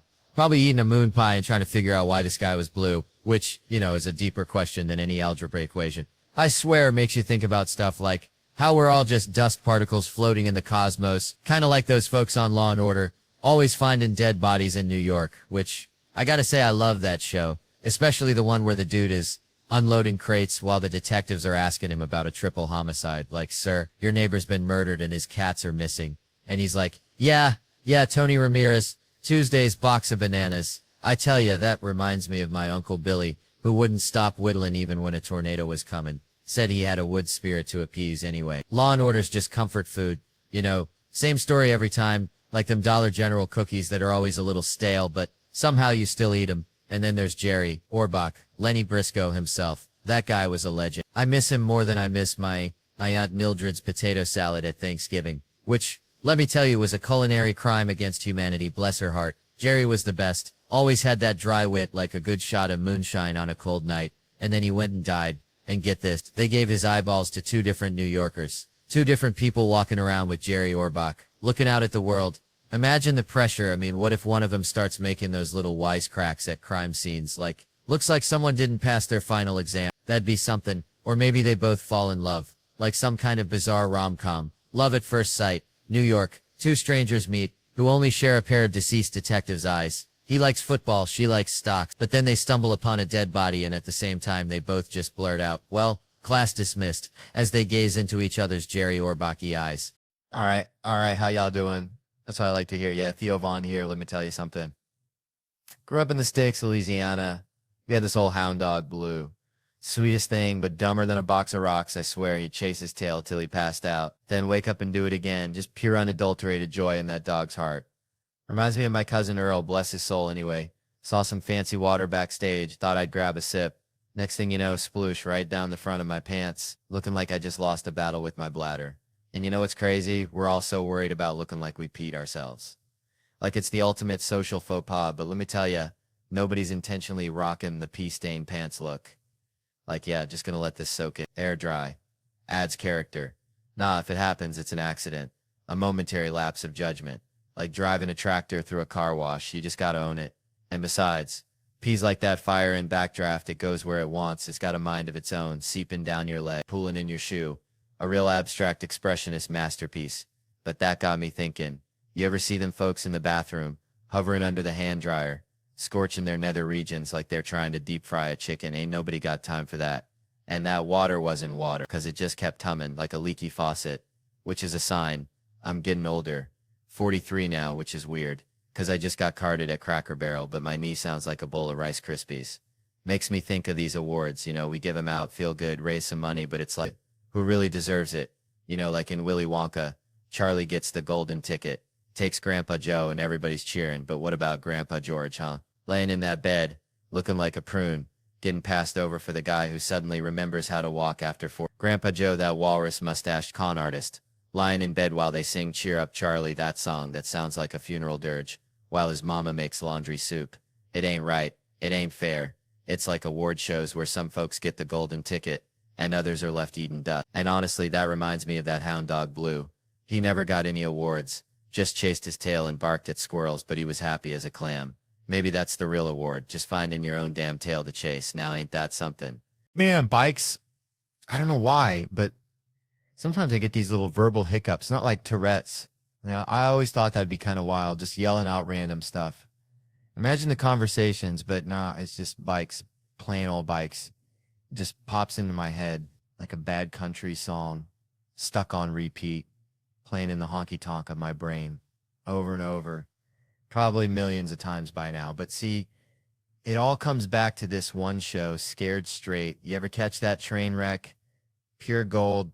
Let me tell you, they grab these little hellions, middle and high schoolers, The ones who think detention is a 5-star resort, and they toss them into the slammer for a day, hoping a little taste of the big house will straighten their twisted little minds. Like a backwoods chiropractor, but hold on to your britches. 'Cause there's this one episode aired back in 99, uncensored, which is just straight up bananas. And instead of your run-of-the-mill county jail, they ship these little demons off to a maximum security penitentiary where the inmates just verbally unleash hell on these kids, turning them into weepy little puddles, and it's the darn funniest thing I've ever seen. Now don't go feeling too sorry for them. These ain't your average spitball shooting choir boys. These are kids who think shanks are just fancy toothpicks. Tough little bastards, walking in with all the swagger of a rooster in a henhouse. Like, what's up? I ain't scared, but then comes crazy Chris, face looking like a roadmap of bad decisions. And the screen freezes. Tells you Chris has offed 6 folks and is doing double life. This dude's so bad. When he dies, his next life is doing time too. And Chris gets up in their grill, says, "You'll see me in your nightmares." And these kids, barely teenagers, are like, "Whoa, dude, chill." But he ain't done. He says, "If I see you again, I'll take a bite out of each of you." And they're practically signing up for Sunday school right then and there. But then comes the next guy, walks up and says, "Hold my pocket." Makes him walk around, hold me inside of his pocket. Now, I don't know what you know about prison, but holding another dude's pocket is like wearing a neon sign that says, "Kick me." And this ain't just about the pocket hold. He's spouting the most ungodly things at these kids. Talking about breakfast and stuff you can't say on TV, like he's running a twisted Lil Abner comic strip in their heads. There's this one kid, all of 13, looking like a dandelion in a hurricane. Bowl cut parted right down the middle like a dirt road. And this prisoner asks him why he's there. And the kid mumbles, "Stealing." And the prisoner leans in, all menacing, "The fuck you took?" And the kid squeaks out, "Bikes." And the prisoner just booms, "Bikes," and that's it. That's why I yell bikes. See a bike store, holy moly, it's like a primal scream therapy session in my Honda. My wife's about had it. She just sighs and says, "You get one." So I gotta make it count. I pull over, roll down the window, wait for some poor soul to be checking out the sidewalk display, gazing at some shiny new Schwinn. And when they find the one, the light hits it just right, they're about to make a move. I unleash the beast, bite, I yell, and they jump back like they seen a ghost. Then I add for good measure, "Stop selling drugs," and I peel out of there, leaving them standing there, wondering if they just stepped into some kind of backwoods fever dream. Kinda like this whole story, ain't it? Man, growing up in Tickfaw, Louisiana, population maybe 100 and a dog, life was simple, like cornbread and Chitlin Simple, I swear. I remember one time, me and little man, that's what we called him, because, well, he was little and a man we were catching crawfish down by the bayou, and this old lady, Miss Iflin, she comes strolling by with her chihuahua. Peaches dressed in a full-on Saints uniform, because that's just how Miss Iflin rolled, right? Anyway, Peaches starts barking at the crawfish. Miss Eveline starts yelling at Peaches. And I swear, little man just looks at me and says, "Theo, sometimes I feel like we're living in a cartoon drawn by a squirrel on meth." And I was like, "Little man, you might be onto something, you know?" It's like that's my whole childhood encapsulated right there. Weirdness, beauty, and a hint of existential dread. Which brings me to this thing about respecting authority, because my mom, bless her heart, she had a way of teaching lessons that involved cussing, violence, and a healthy dose of Southern sass. See, I was a rambunctious kid, always running my mouth, always pushing boundaries, like a beagle chasing a mail truck. One time, my teacher, Miss Green, sent a note home saying I was acting a fool in class, which, let's be honest, was probably true. Man, I remember back home, Shreveport, Louisiana, we had this cat, Cletus, that looked just like a possum wearing a MAGA hat, always yelling about the government. Cletus, bless his heart, thought fluoride in the water was a conspiracy to turn us all into frogs. Frogs, I tell you. And it reminds me of something Shane Gillis said, right? Gillis, that's a name that rings like a rusty old church bell, you know? He had this joke darker than my mama's burnt gumbo about Trump getting shot. Now, I ain't wishing no harm on nobody, except maybe mosquitoes and telemarketers. But Gillis painted this picture, see, Trump standing there, mouth running faster than a coon dog after a squirrel, probably bragging about his golf score, then bam, out of nowhere, just goes, like a busted lawnmower. And that's the kind of humor that sticks to your ribs like gravy on a biscuit.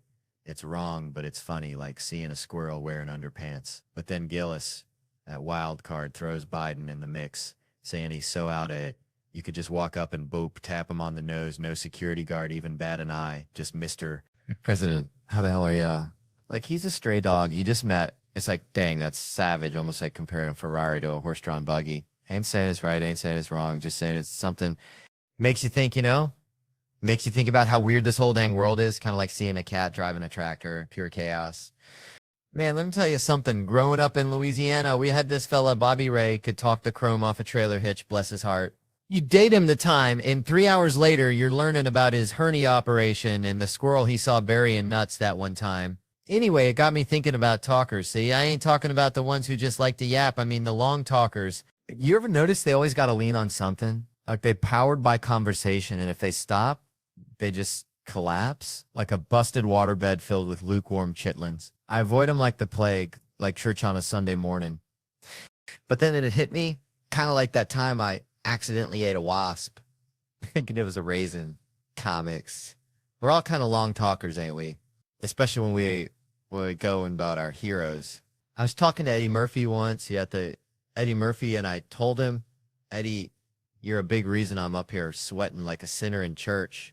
He just chuckled, that Eddie Murphy chuckle, and it made me think, what if I told people it was dice clay, the looks I would get? Anyway, I asked Eddie why he ain't been back on stage, Mets, and he said something that stuck with me. He said it's like cold water. So he set the bar so dang high. Expectations are like that time I saw a raccoon try to climb a greased telephone pole. Ain't happening. And it's true, you know?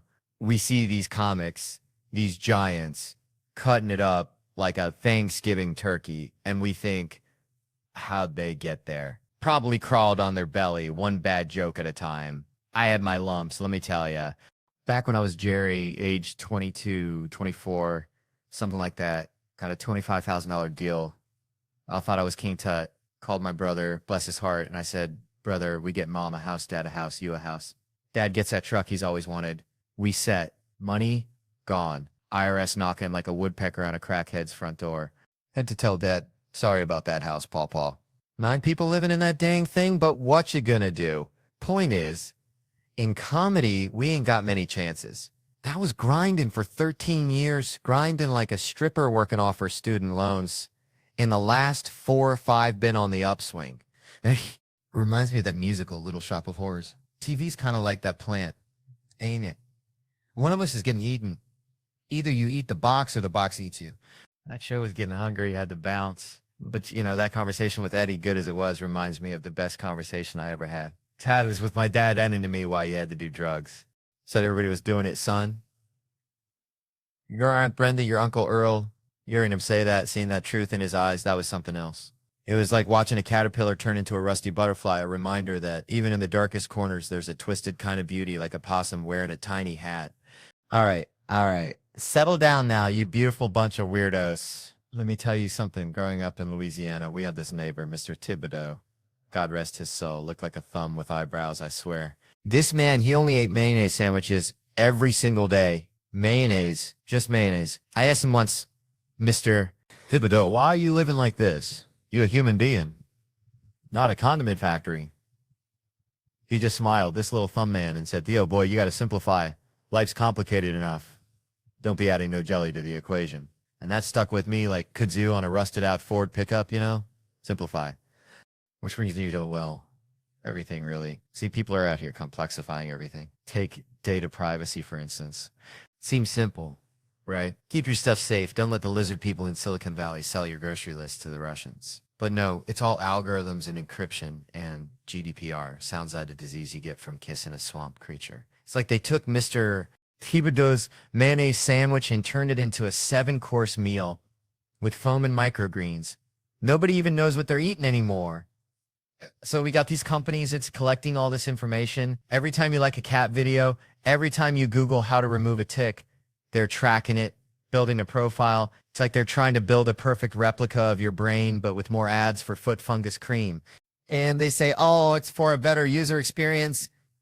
Sure it is, just like when your grandma says she's pinching your cheeks because she loves you, but, you know, she's just checking to see if you got enough meat on your bones. And then there's the government. They want to get in on the action too, keeping us safe from terrorists, ninjas, the Amish mafia. Who knows? But the point is, everybody wants your data, and nobody's asking if you even want to share it. That's like showing up at a potluck with only a Tupperware full of your dirty laundry. Nobody asked for that, Brenda. So what do? Do we just throw our hands up and say, fine, take my soul? Amazon. So I'm already wearing your underwear anyway. No, that ain't the Cajun way. We gotta be like that gator in the bayou, looking all slow and sleepy, but ready to snap your hand off if you get too close. We gotta demand transparency, know what they're collecting, how they're using it, and have the right to say, hold up, partner, that's my brain you're messing with. And it ain't got nothing you need unless you're looking for directions to the nearest crawfish boil. 'Cause at the end of the day, your data is your data, just like your mayonnaise sandwich is your mayonnaise sandwich. Unless Mr. Thibodeau comes along and asks for a bite, then you just got to share because he might be a thumb with eyebrows, but he's still your neighbor, and that's just how we do these in Louisiana. Man, last night was something, felt like I was wrestling a greased up pig in a mud pit of tequila and regret, you know?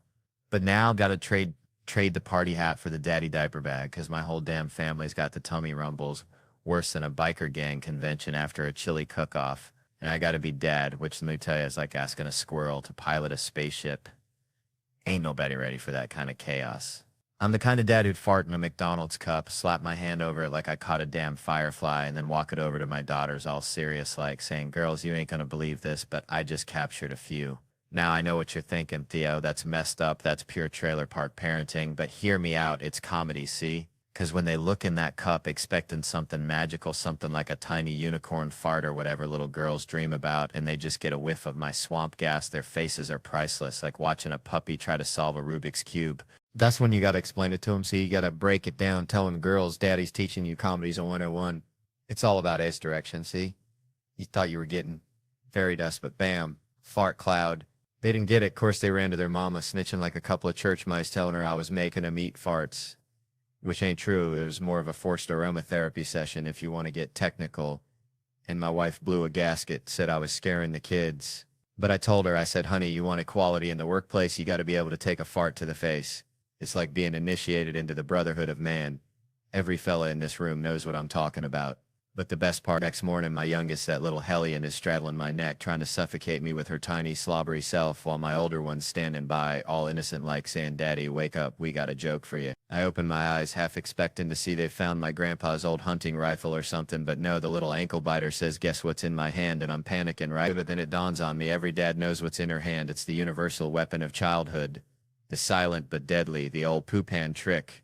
I'm practically bursting with pride, thinking I taught her that. I created a monster. But then she says a punch in the mouth bang caught me completely off guard, I swear. I made a face like a basset hound that just got handed a lemon, and the two of them just lost it, rolling on the floor, laughing harder than hyenas at a tickle fight, until they realized I wasn't laughing. See, my girls, they got a sick sense of humor. I'm talking Dark Ages level of twisted. It's like they're being raised by a pack of raccoons who moonlight as stand-up comedians. All right, folks, so growing up in Louisiana, right, we had this one neighbor, Cletus. Real character, always wore a coonskin cap. Even in July, looked like Daniel Boone went bankrupt. Started selling fireworks out of his trailer. Anyway, Cletus was convinced aliens were stealing his garden gnomes. Like every week, another gnome gone, vanished, and he'd blame it on them dang space critters. Now, I ain't saying Cletus was wrong, but he also thought Mountain Dew was a health food, so, you know, grain of salt, and it reminds me of these new Nazis popping up, acting like they just discovered hating folks. See, back in my day, Nazi was just something your mom called you when you wouldn't clean your room. Like, Theo, you're being a real Nazi about these Legos, not some actual belief system. These new ones, though, they got this whole thing about Jews ruining everything. And I'm like, hold on a dang minute. My wife, Anna, she's Jewish. I married into this thing. I got the official decoder ring. I know the truth. And let me tell you, blaming the Jews for everything is like blaming Cletus's missing gnomes on the aliens. Maybe check the raccoons first, you know. Speaking of Anna, I was telling her the other day, I said, honey, we've been hitched for like 3.5 years now. You cool if I still crack jokes about you on stage? And she just shrugs and says, yeah, go ahead. Just don't say I'm a bitch and you don't like me. I almost choked on my sweet tea. The bar is so low. It's practically underground. I mean, that's it. That's the limit. A show about how I hate my wife would be a damn disaster. It'd be like a men's support group hosted by John Voight and Alec Baldwin. Yikes. No thanks. Truth is, Anna is a bitch. A dynamite, 5-foot Jewish bitch. And I love her to death. We're polar opposites. She walks around like she's immune to opinions, doesn't give a hoot what anyone thinks. It's beautiful. I, on the other hand, need everyone to like me all the time. It's exhausting. She says being with me is like dating a mayor running for the Mayor of Nothing award. We went to Best Buy the other day to get a TV. Didn't even get the TV. I was too worried the sales guy would be mad. So I bought an HDMI cable, just to smooth things over. Anna's standing there, stone-faced. The guy asks if I have a Best Buy rewards card. I say no, but I wish, and she just walks off full-on Blair Witch style, disappears into the laser printer aisle. I'm left standing there like a dang fool. The guy tries again, want a rewards card. I say no, even though I just implied it's my greatest desire, 'cause I'm picturing telling him I'm trapped in a loveless marriage with little Miss Jesus Christ, who won't let me achieve my true potential. So one day I'm gonna leave her and finally get that dang rewards card, and she's all like, Jesus Christ, Theo, you're never getting that rewards card. See, that's the Catholic versus Jewish thing. I was raised Catholic, she was raised Jewish, two different worlds. We were talking about it the other day, not about kids though, 'cause we ain't having those, everyone always asks. And I'm like, I don't know, never is a long time. 14 years ago, I smoked cocaine the night before college graduation. Now I'm afraid to get a flu shot, so who knows what tomorrow will bring. Maybe I'll finally get that Best Buy rewards card after all. All right, folks, let me tell you about something I saw back home in Louisiana. This old fella, Cletus, bless his heart, he thought camouflage made him invisible, wore it at the grocery store. The bank even wore it to his own dang divorce hearing, claimed his wife couldn't see him to serve the papers. Judge wasn't buying it, looked at him like he was a squirrel trying to pay for nuts with bottle caps. But anyway, it reminded me of something way bigger, something on the news. See, it's like this whole China, Taiwan, Australia, America shebang. It's like Cletus trying to hide in plain sight, thinking nobody notices him stuffing crawfish down his overalls at the Piggly Wiggly, but really everybody's just politely pretending not to see. So this Taiwan thing, right? Everyone's all puffed up with their chests out, and I'm just, hang on a second, are we even going to know who we're fighting anymore? I mean, you see how many folks are rocking those free Hong Kong shirts with the same kind of confused look I get when I try to assemble IKEA furniture. It's like trying to tell the difference between a possum and a raccoon in the dark. Both got pointy noses and beady eyes, and you probably don't want to mess with either one, you know? We're going to need some kind of system.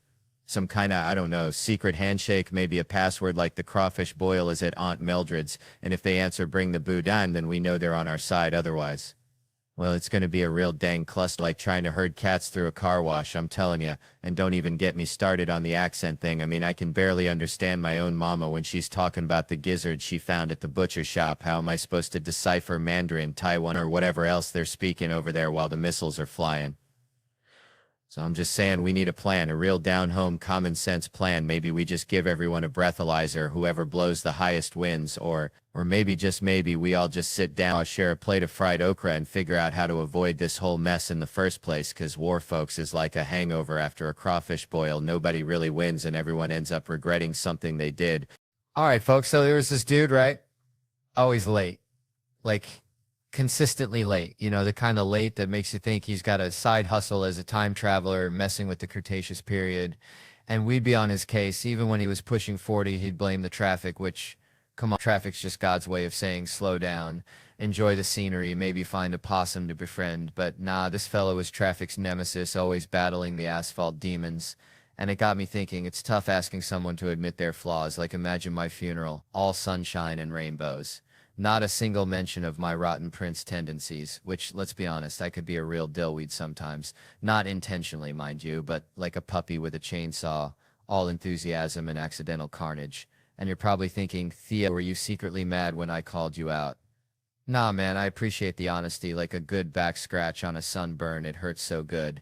And I know, sometimes I was holding in a full-blown toddler tantrum during the show, but hey, sleep deprivation's a torture method for a reason. It turns you into a grumpy raccoon hoarding shiny objects. And I gotta give it to you, you had this zen-like ability to just chill, even when I was being a grade-A knucklehead, which made me wonder, were other folks mad at me too? It's the not knowing that kills you, like being stuck in a room full of mannequins.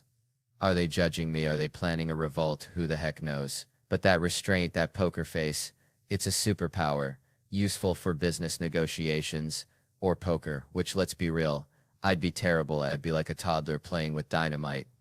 All clueless enthusiasm, showing my hand with every goofy grin. But my dad, bless his heart, gave me the best advice for dealing with those situations. He said, Son, if you don't like what someone's saying, just shut your trap, let them talk. Then absolute silence, and they'll crack like a walnut under a sledgehammer. They'll start backpedaling, offering you the moon just to break the tension, 'cause people hate silence more than they hate Brussels sprouts. It's a powerful weapon, that's silence. And I realized, days, that's what he did to us kids when we wanted to watch R-rated movies. Can I see Rambo? Silence. Are you still there? Uh-huh. More silence. And boom, bedtime foiled again. So when my time comes, I want my eulogy to be real. Flaws and all, someone gotta say, Theo loved life. He really did. Like a Labrador with a tennis ball. Pure unadulterated joy. And sure, I'm speaking in the past tense, but hey, I'm still kicking. Thanks for that, by the way. And if I was at your funeral, the thing I'd say, well, that's the next question, ain't it? It reminds me you said like folks is happy for my success because you know it's deserved and because I'm a good guy, and I was always so supportive of others, especially at SNL, and you said I had impeccable comedy taste, which is kind. You think all this time at gas stations and backwoods bars gave me tame. You said my kind words are gracious, and boy, my life's been richer since I met you, and you recommended me for that writing job, which means I owe you for changing my life. Like Werner Herzog said, I don't know if people change each other's lives, but you made my life better. It's like being a comedian picking up rocks on the ground and you said, do you want to go to the moon? And I love every conversation we have, but the last question, it's ever seen a ghost? I ain't seen no ghost. Maybe I should start asking that at parties. Picture this, a high school kid at a dance, all awkward angles and nervous energy, sidles up to a girl, stares intensely and whispers, you ever seen a ghost? Is that what girls want to hear? Would that be enough to seal the deal? Cut to them making out. That's a romantic comedy right there. No, I'm normally at a rando table, and I ask and find out a dead person whose soul or spirit is ghoulish and haunting, which is a terrible icebreaker. And I say, how is everyone? You ever seen a ghost? And folks think it's me and I'm the ghost. They say you have now, and it's all weird like that. So maybe that's the end, and we should end with the cast of Sneakers again, like we got it right this time, or wait for it, the sequel. Man, I swear to God, reminds me of Uncle Hank back in Louisiana. Used to wear a tinfoil hat, said the government was listening through his fillings. Now this fella right here, he's like Uncle Hank, but instead of the government, it's me. Just me and my jokes, right? He's heckling me all night, quieter than a mouse pissing on cotton, front row seat, just for me. Every joke lands flatter than a pancake in a microwave, and he's whispering, you suck, Theo, you're worse than day-old gas station sushi, and I'm trying to ignore him like a mosquito at a nudist colony, but eventually the dam bursts, you know? I snap like a Slim Jim in a freezer, and I tell him, buddy, you're about as useful as a screen door on a submarine, and the whole back of the room, they didn't hear a damn thing. They're all like, whoa, Theo, what's gotten into you? They're siding with him, this dude who looks like he dresses exclusively from the Lost and Found at a bowling alley, and he's just eating it up, smiling like a possum eating a sweet potato. So I lay into him. I mean, I dissect him like a frog in a high school science class, and finally I get something about his haircut, looking like a Lego man after a car accident, and that's it. He's had enough. He storms the stage. This is where it gets good. I'm up on a riser, feeling like friggin' Gandalf holding back the Balrog. He's climbing the stairs, and I give him the nod. The international sign for you shall not pass, and finally a bouncer shows up, looks like a retired rodeo clown, and escorts him out. Turns out, this dude was dressed head to toe in Star Wars gear from Comic-Con, so naturally I called him a virgin, and that's what finally pushed him over the edge, which I gotta say, maybe I went too far, but hey, sometimes the truth hurts more than a paper cut on your eyeball. Man, you know, growing up in Louisiana, we had this neighbor, Mr. Thibodeau, smelled like catfish and regret. Always said, Theo, son, sometimes it pays to do a damn fool. And I never understood it till I saw my buddy Earl get fired from Bubba's Bait and Beer. See, Earl thought he was slick, thought he was a swamp ninja, kept tasting the inventory, you know, for quality control like he was sommelier or Bud Light. But Bubba, he ain't no dummy. Bubba's got eyes like a hawk and a heart full of diesel, so Bubba calls Earl in and says, Earl, you've been lubricating your tonsils a little too liberally, ain't you? And Earl, bless his pea-picking heart, he says, Bubba, I quit. Like he's sticking it to the man. When Bubba was already halfway to writing him up for stealing beer, reminded me of when I tried to sneak out of Sunday school after the sermon about Noah's Ark. Thought I was being all sneaky like a damn raccoon in a hen house. But Miss Gertrude, bless her soul, she caught me by the ear. Said, where you think you going, Theodore? The good Lord sees everything. Which brings me to this whole thing about guys getting rewarded for being, well, less than stellar. Like this dude I saw online, bragging about quitting his job before they could fire him for, let's just say, unprofessional conduct. Wink, wink. Nudge, nudge. Like he's some kind of rep. A modern-day Robin Hood stealing from the less fortunate interns. Reminds me of my cousin Ricky who dropped out of community college. 'Cause he said quantum physics was for nerds. Now he's trying to start a gator wrestling business. Says it's the next big thing. People are actually giving him money. Makes you wonder, don't it? Like, are we living in a world where the biggest goofballs get the gold stars? My other buddy's talking about cleaning boats. Claims he's turning his life around, right? Sure you are, but more likely he just ran out of bail money. These hangovers in my early 20s used to feel fun. Now every shot of Jack feels like one step closer to becoming a middle-aged guy who cleans boats and blames his daddy for his problems, dang. So there I was back in Louisiana, right? And my buddy Dale, bless his heart, he's got this theory about lubes. You see, he reckons women got a secret stash. Squirrel hiding nuts for winter, but it's KY jelly, man, just waiting for the opportune moment to unleash it. Sneaky like a gator in the swamp, and it all ties into this whole nasty thing because Dale says women got this unlimited supply of it, like bottomless crawfish etouffee, but men were running on fumes, you dig? We start out all fired up, thinking we're going to reinvent the wheel and maybe even mount a brick on the gas pedal and let the car ghost ride while we're out there buck naked, just pure unadulterated Louisiana crazy. But then reality hits like a mosquito the size of a damn hummingbird, and suddenly we're reaching for the blow dryer, trying to figure out how to spice things up because the imagination wells run dry, emptier than a church on Saturday night, and you're thinking, Lord, maybe the cat and the dog can settle this argument because that's how far gone we get, just grasping at straws, you feel me? Which brings me to this whole double date thing. See, it's a competition, plain and simple, like two roosters in a chicken coop, one little kiss and bam, it's on. She's looking at you like you owe her a damn diamond ring. And the only way to win is to go full tilt boogie, which, let's be honest, ain't always the best course of action because women, they talk, they share, they dissect. It's like a goddamn autopsy on your relationship, and next thing you know, at least I don't eat ass is flying across the table like a stray firework, and you're sitting there with the U8 ass face contemplating your life choices,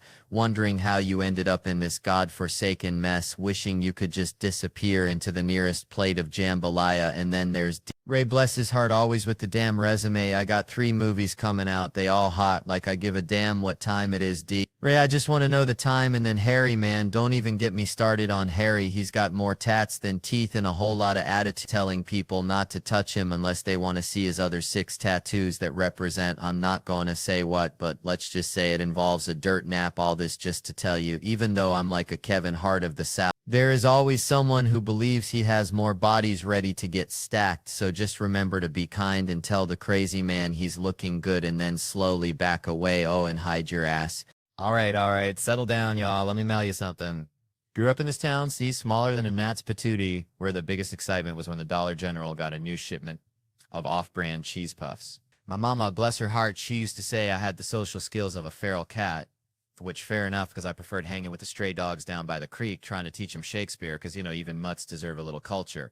One time, I swear, I saw Old Blue, hound dog, with one ear missing.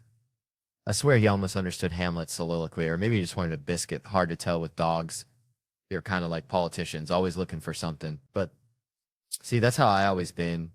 Connecting dots that ain't even close to each other, like trying to make a gourmet meal out of roadkill and ketchup packets, which, by the way, I actually tried once, don't recommend it.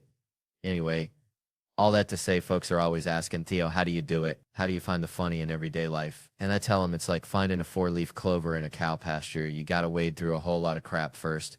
Which brings me to this thing about, like, people feeling disconnected. Like they're wandering through life wearing, socks with sandals, just completely missing the mark, you know?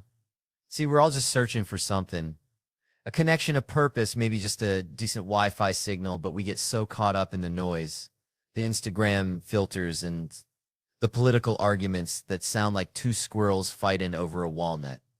We forget to look around and see the actual real deal beauty, the goofy, imperfect, beautifully flawed human connections. all around us, and we're so caught up in trying to be somebody else. Some Instagram influencer with a butt the size of a small car and a life that's probably as fake as a $3 bill, that we miss out on the chance to be ourselves, warts and all.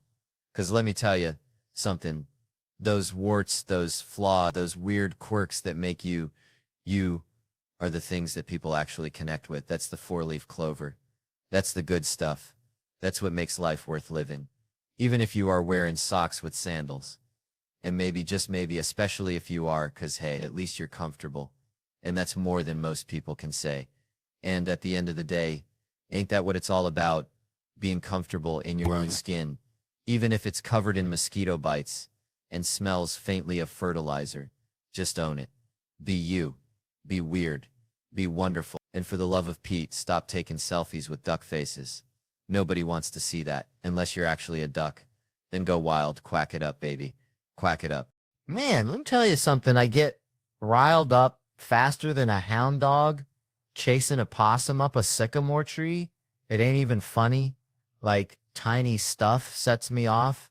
And I ain't talking about global warming or nothing political. Nah, I'm talking about straight up primal disgust. You ever see somebody eating and sweating at the same dang time? I'm talking like barbecue ribs, back porch 98 degrees, just dripping and chomping. I want to throat punch him. I swear to biscuits. Slow down, Earl. Ain't nobody gonna snatch that half-eaten rib out of your greasy mitt. What's the fire? But all right, that ain't even the main vein of my irritation. No, sir, it's deeper than that. Recently, I've come to this realization, and y'all might not like it, but I ain't sugarcoating nothing for nobody. I ain't got no patience for folks who ain't blessed with the looks. I said it. It's out there. Hang with me now. Don't go throwing tomatoes just yet. See, it ain't about being shallow. It's about the neediness, the constant excuse me, where's the bathroom? Can you help me with this? Like, I want to treat them like stray cats. Get out of here. Go on scram. It's just too much, too damn much. Let me paint the picture so you don't think I'm just some backwoods monster. I'm at the bank, right? Normal Tuesday, pulling out of the parking lot. Gotta stop at that little booth, give the fella my ticket. So this dude, bless his heart, slides open the glass, leans out, and this fella could curdle milk with his gaze. But when he sees me, Theo Vaughn, he just lights up like a Christmas tree, practically drooling all over his ugly mug, all up in my face like Kevin Hart running the drive-thru. And he's, I ain't letting you out of here till you tell me why you chose us, why you bank with the us. I'm thinking, bro, I got crawfish to boil. I ain't got time for your existential crisis. But he's serious, dead serious, staring right through me. So I say, fine, customer service, loan rate free check in there, happy now? And this is where I almost lost it. He goes, that's all you had to say with your little ugly ass. I said, did you just call me ugly? And he hits the button and I'm gone, fuming. I'm at Chipotle 2 blocks down, lines wrapped around the building, all because of this troll booth encounter. So I'm standing there ready to explode. And this woman behind me says, all sunshine and rainbows. Oh, it's such a beautiful day. I'm about to lose my damn mind, turn around and unload the whole clip. But then I see her. This woman could launch 1,000 ships. I mean, straight up goddess. And suddenly I got all the time in the world. I'm Miss Rogers. You know what? It is a nice day. We need some rain though. Haven't had rain in a minute. And she just turns around and says, I wasn't even talking to you. Oh, hell no. Excuse me. I just gotta know what made you choose Chipotle today. Silent. Then she says, I'm not telling you that, immediately making me realize I was the unattractive person in that conversation. And I know y'all probably ain't gonna like hearing this, but I'm telling you, no matter how good you think you look, you probably don't look that good. And the universe will remind you, like my wife, we were watching TV. That little golem monster from Lord of the Rings comes on all twitchy and weird, and she says, oh my god, babe, you do that? I said, bitch, what did you just say to me? Calling me a monster to my face? Is this how you treat people in this house? So I get it now. We're all just Smeagol trying to find his precious, even the beautiful ones, and probably especially the ones who work the bank booth. All right, settle down, y'all. I'm gonna tell you something. See, I had this buddy back home, Cletus, bless his heart. Cletus thought he was John Mulaney's cousin or something. He'd walk around yelling sack lunch bunch, like he invented sliced bread. The sack lunch bunch. Cletus couldn't rhyme if you glued a dictionary to his forehead. Reminded me of that time I tried to teach my grandma's Chihuahua, Pee-wee, to play the harmonica. Disaster. So anyway, Mulaney calls it the sack lunch bunch, and Cletus is running around like he invented it. I remember when I was a latchkey kid, back when that was a bad thing. Like, the news would show these sad kids looking lonely, and I'm over here living my best life, watching He-Man and eating peanut butter straight from the jar. They acted like us latchkey kids were gonna burn the house down or join a cult. But we were just trying to survive on TV dinners and the wisdom of the Thundercats. And Mulaney's got the sack lunch bunch with 2 words rhyming, which is about as much rhyming as Cletus can manage after a 6-pack of Mountain Dew. They got Eli Bolin doing the music, and tell you what, that's just plain beautiful. I wrote a song with Justin Timberlake once, won an Emmy. Now the ballad said Justin Timberlake song, and below it was Mother Lover, which was a banger. I'm telling you, it was like those confusing ballads they got down in Palm Beach, Florida. Like Justin Timberlake song, then a way more famous Justin Timberlake song. People probably voted for the wrong one. That's why I always tell people to just vote for the guy. I had the best hat. Grandma's boyfriend, Paul. Now there's a tune for you. And noodles and a little bit of butter. I think that's my kind of fancy eating. Then there's Do Flowers Exist at Night. That right there, that hits me in the feels. Mulaney says he can't picture a flower at night, and honestly, neither can I. I lay in bed thinking about that stuff. What about those tulips in front of my house when I was 9? What were they doing at night? Were they sleeping? Were they plotting against me? My brain is just a swamp of weird thoughts. You know, if you worked with kids on set, which, Lord have mercy, my friend Dr. Kitty McPotch always says, never work with children and animals. Kitty McPotch, yeah, she treats kids and animals, probably seen it all. But Mulaney, he don't dead on. He's got 15 kids, and they're all hyped up, supporting each other, more mature than the folks at SNL. Bless their hearts. But those kids get riled up, yelling toilet mark at the clapboard, and Reese Thomas, the director, who's worked with everyone, asks them if they behave like that at school. And one kid goes, "We don't go to school. That's how you know you're in trouble." Richard Kine's in it too, a legend. But Mulaney wanted Michael Dukakis. Dukakis, back when I was 6, he was huge. Mulaney wanted Dukakis to deliver a letter and be cheered for 30 seconds straight. Now that's the kind of comedy I like. He didn't get a script because Mulaney was delaying. Poor Dukakis forgotten. We all forgot about him. Half the country wanted him president, and they just banished him. All I remember is him riding around on that tank with the helmet on, looking like a confused turtle. And that was bad. They made him look like an idiot. And it's like nowadays, if Mulaney ran for president, they just take that pediatrician vet joke, slow it down, and be like, look at this idiot, and he'd be done for. Still over you, John Mulaney. Bam, we're just part of the mom package, ain't it? Like, I still get yelled at sometimes. Feels like I'm 8 years old hiding firecrackers for mama. And speaking of things you don't see coming, I got straight up attacked in Burlington, Vermont this year, which is like getting mugged by a yoga instructor, you know. Places like Birkenstocks and kombucha explosions. Everyone's blissed out. I thought I was safer there than in my own refrigerator, honest to God.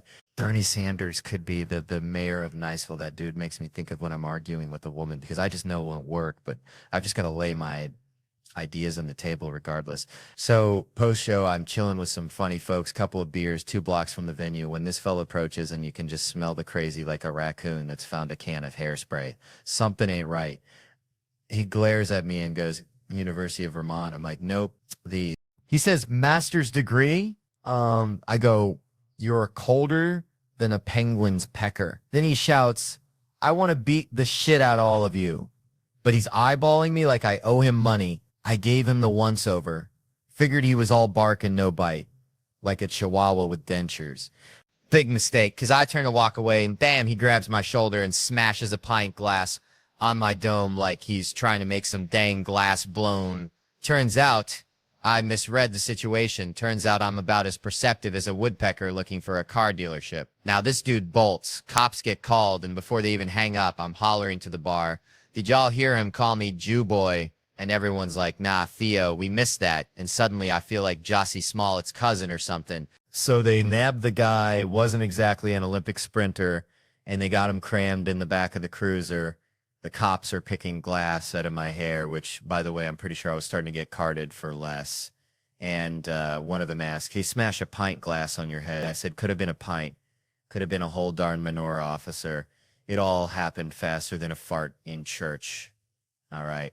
Then he's asking if I see spinning, and I'm all like a dreidel partner. It was a rough night. Felt like I was trying to parallel park in a hurricane. Finally, I had to fess up. Wasn't a hate crime, just some feller with a bad case of the stupids. They haul him away, and the bar manager turns to me all serious and says, just so you know, this never happens here. And I'm thinking, Yeah, I figured it'd be pretty wild if they were like, oh, that's just Scott. Scott does that. Don't mind him. All right, so I went down to pick up my boomsticks, right? Two of them. Kind of like that time me and Earl tried to catch a greased pig at the county fair.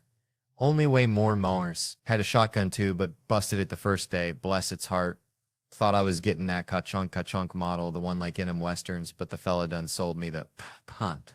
Like a disappointed fart, you know? So I get there. This dude, Kevin, looks like a librarian who wrestled gators in his spare time. Tells me, Theo, brother, can't give you your pew-pews. I'm like, say what now, Kevin? He drops the bombshell. Paperwork's all jacked up.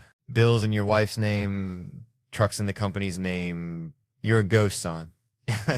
Now, I started cackling like a hyena at a Tupperware party because all I could think was, damn, the system actually works. Felt safer knowing I couldn't get my hands on those things than if he just handed them over like candy corn at Halloween. Told him straight up, Kevin, this is beautiful, like seeing a squirrel water ski, but he just stared at me dead serious and said, oh, you're getting your damn guns. Suddenly felt like I was eating grits with a fork.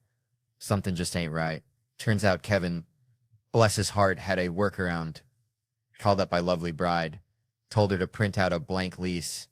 Write that I was renting a broom closet from her. Fax it over. And bam, problem solved. She about died laughing, said the place was booked solid with her imaginary yoga instructors. But she sent it anyway.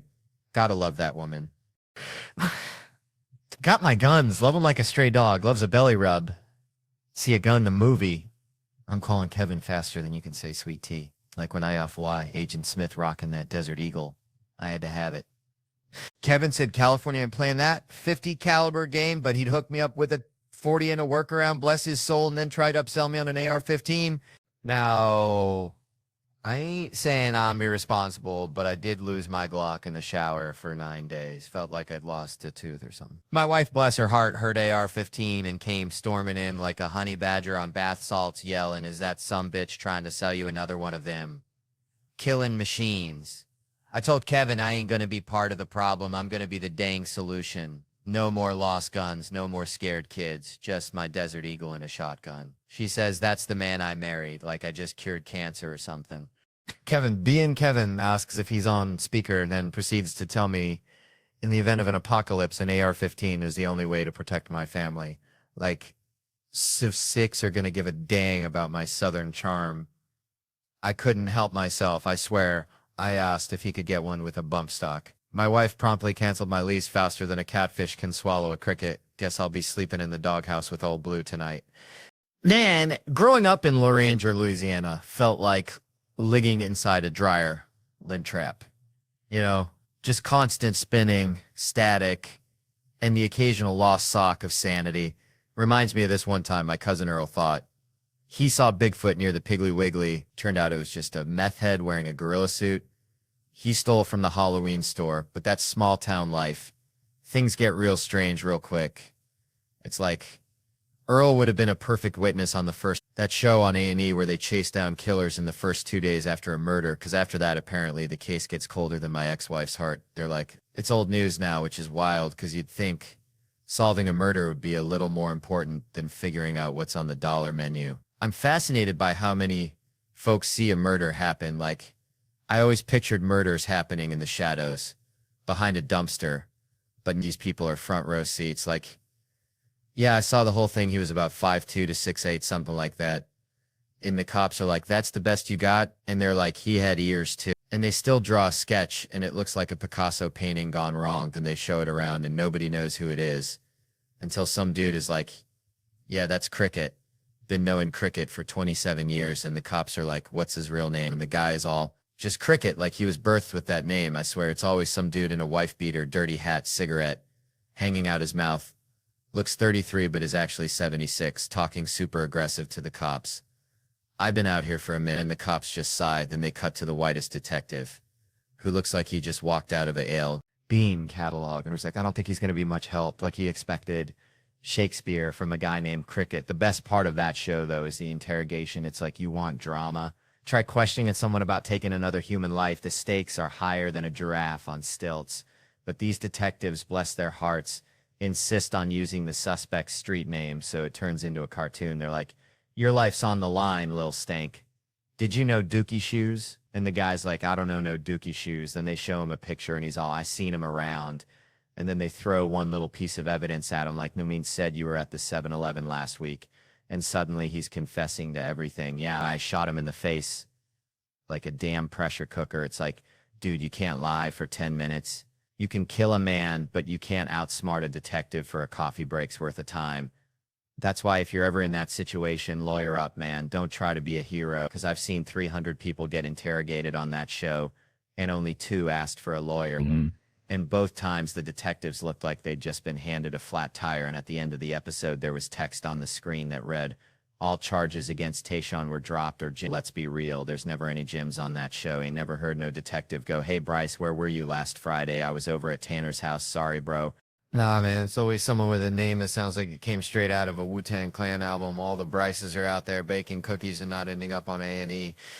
I tell you what, a few weeks back, my email got ransacked at like a trailer park after a tornado, but it had this weird silver lining, you know.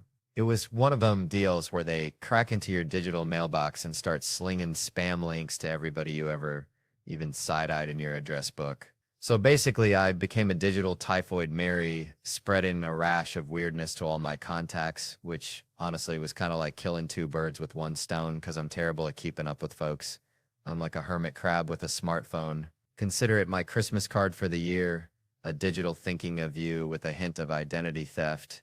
And then, bless their cotton socks, everybody emailed back to tell me I'd been hacked. It was like a digital baby shower, folks, crawling out of the woodwork to send their well wishes and warnings. Email viruses, man, they bring folks together in ways you wouldn't believe, like a potluck after a hurricane. And I get this, one fella I know, bless his heart, emails me back saying, I quote, hey, clicked on the link you sent. Don't want to buy any herbal Viagra. Dead serious, this ain't no comedian. I've known him 17 years. He's dumber than a box of hair. That's the long and short of it. So, a few things tickled me about this whole shebang. First off, who in the name of Dale Earnhardt still clicks on spam links?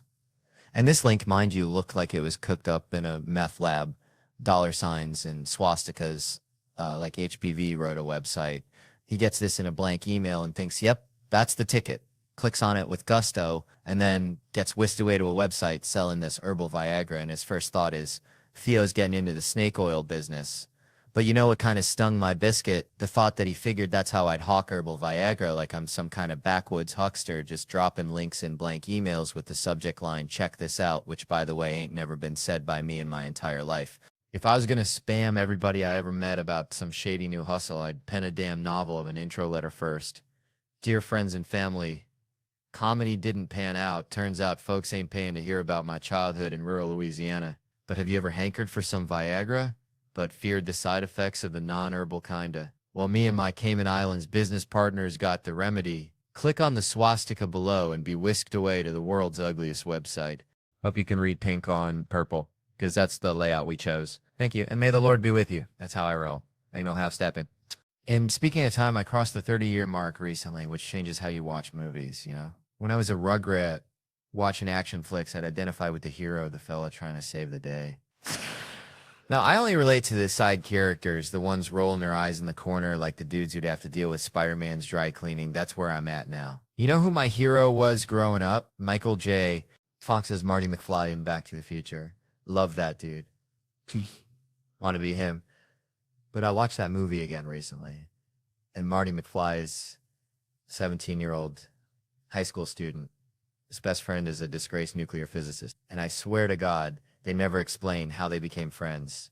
And we were all just cool with it. Nobody batted an eye. We were just like, who's his best friend? A disgraced nuclear physicist? Okay, yeah, proceed. Yep, that checks out. Proceed with the movie. Back to the Future is a classic, no doubt, but it's a downright bizarre movie. I'm telling you. Imagine the pitch meeting. 2 fellas strolling into a movie studio saying, okay, we got an idea for the next big family action movie. It's about a fella named Marty. He's a high school student. Real lazy. Always sleeping late. The studio guys are like, okay, is he cool like Ferris Bueller? And the writers are like, nah, but he's got a best friend.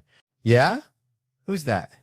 Oh, just a disgraced nuclear physicist. I'm sorry, is this another student? Oh, no. This other guy's like 40 or 80. We ain't sure how old he's supposed to be.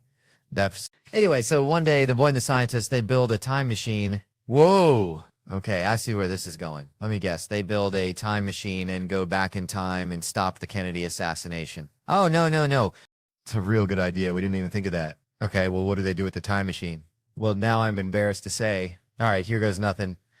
We thought it'd be fun if the boy, went back in time and tried to make moves on his own mama. So we thought that'd be a hoot. And then, oh yeah, no, but don't worry, he doesn't actually get to Netflix and chill with his mom because this family friend named Biff shows up and tries to have his way with her in front of the son. And then the dad, he has to defend her honor. And we're also going to say that a white man wrote Johnny Be Good. So we're going to take that away from them too, just for kicks. Well, this sounds like a fantastic movie. We are definitely going to make this. Now, you say they go to the past. You want to call it Back to the Past? No, no, no. Back to the Future. Right, but they go to the past. Yeah. But it's like, what? The sweet tea is going on. All right, all right. Settle down, folks. You're looking good tonight. Real good. Reminds me of my cousin Skeeter's prize-winning hog, Mabel, all dressed up for the county fair. Shiny, expectant eyes, just hoping for a blue ribbon. Speaking of ribbons, I was helping my grandma, bless her heart, tie up her tomato plants last summer, and she says, Theo, life's like a tomato plant. You got to stake it, give it support. Otherwise, it'll just sprawl all over the place, getting all tangled up in the weeds. Now, Grandma's a smart woman, but sometimes she chefs in riddles like she's Yoda wearing a floral apron. They got me thinking about this Tom Brady fella. See, the GOAT, right? GOAT, they call him greatest of all time white guy, which, let me tell you, down in Louisiana, that's just a Tuesday.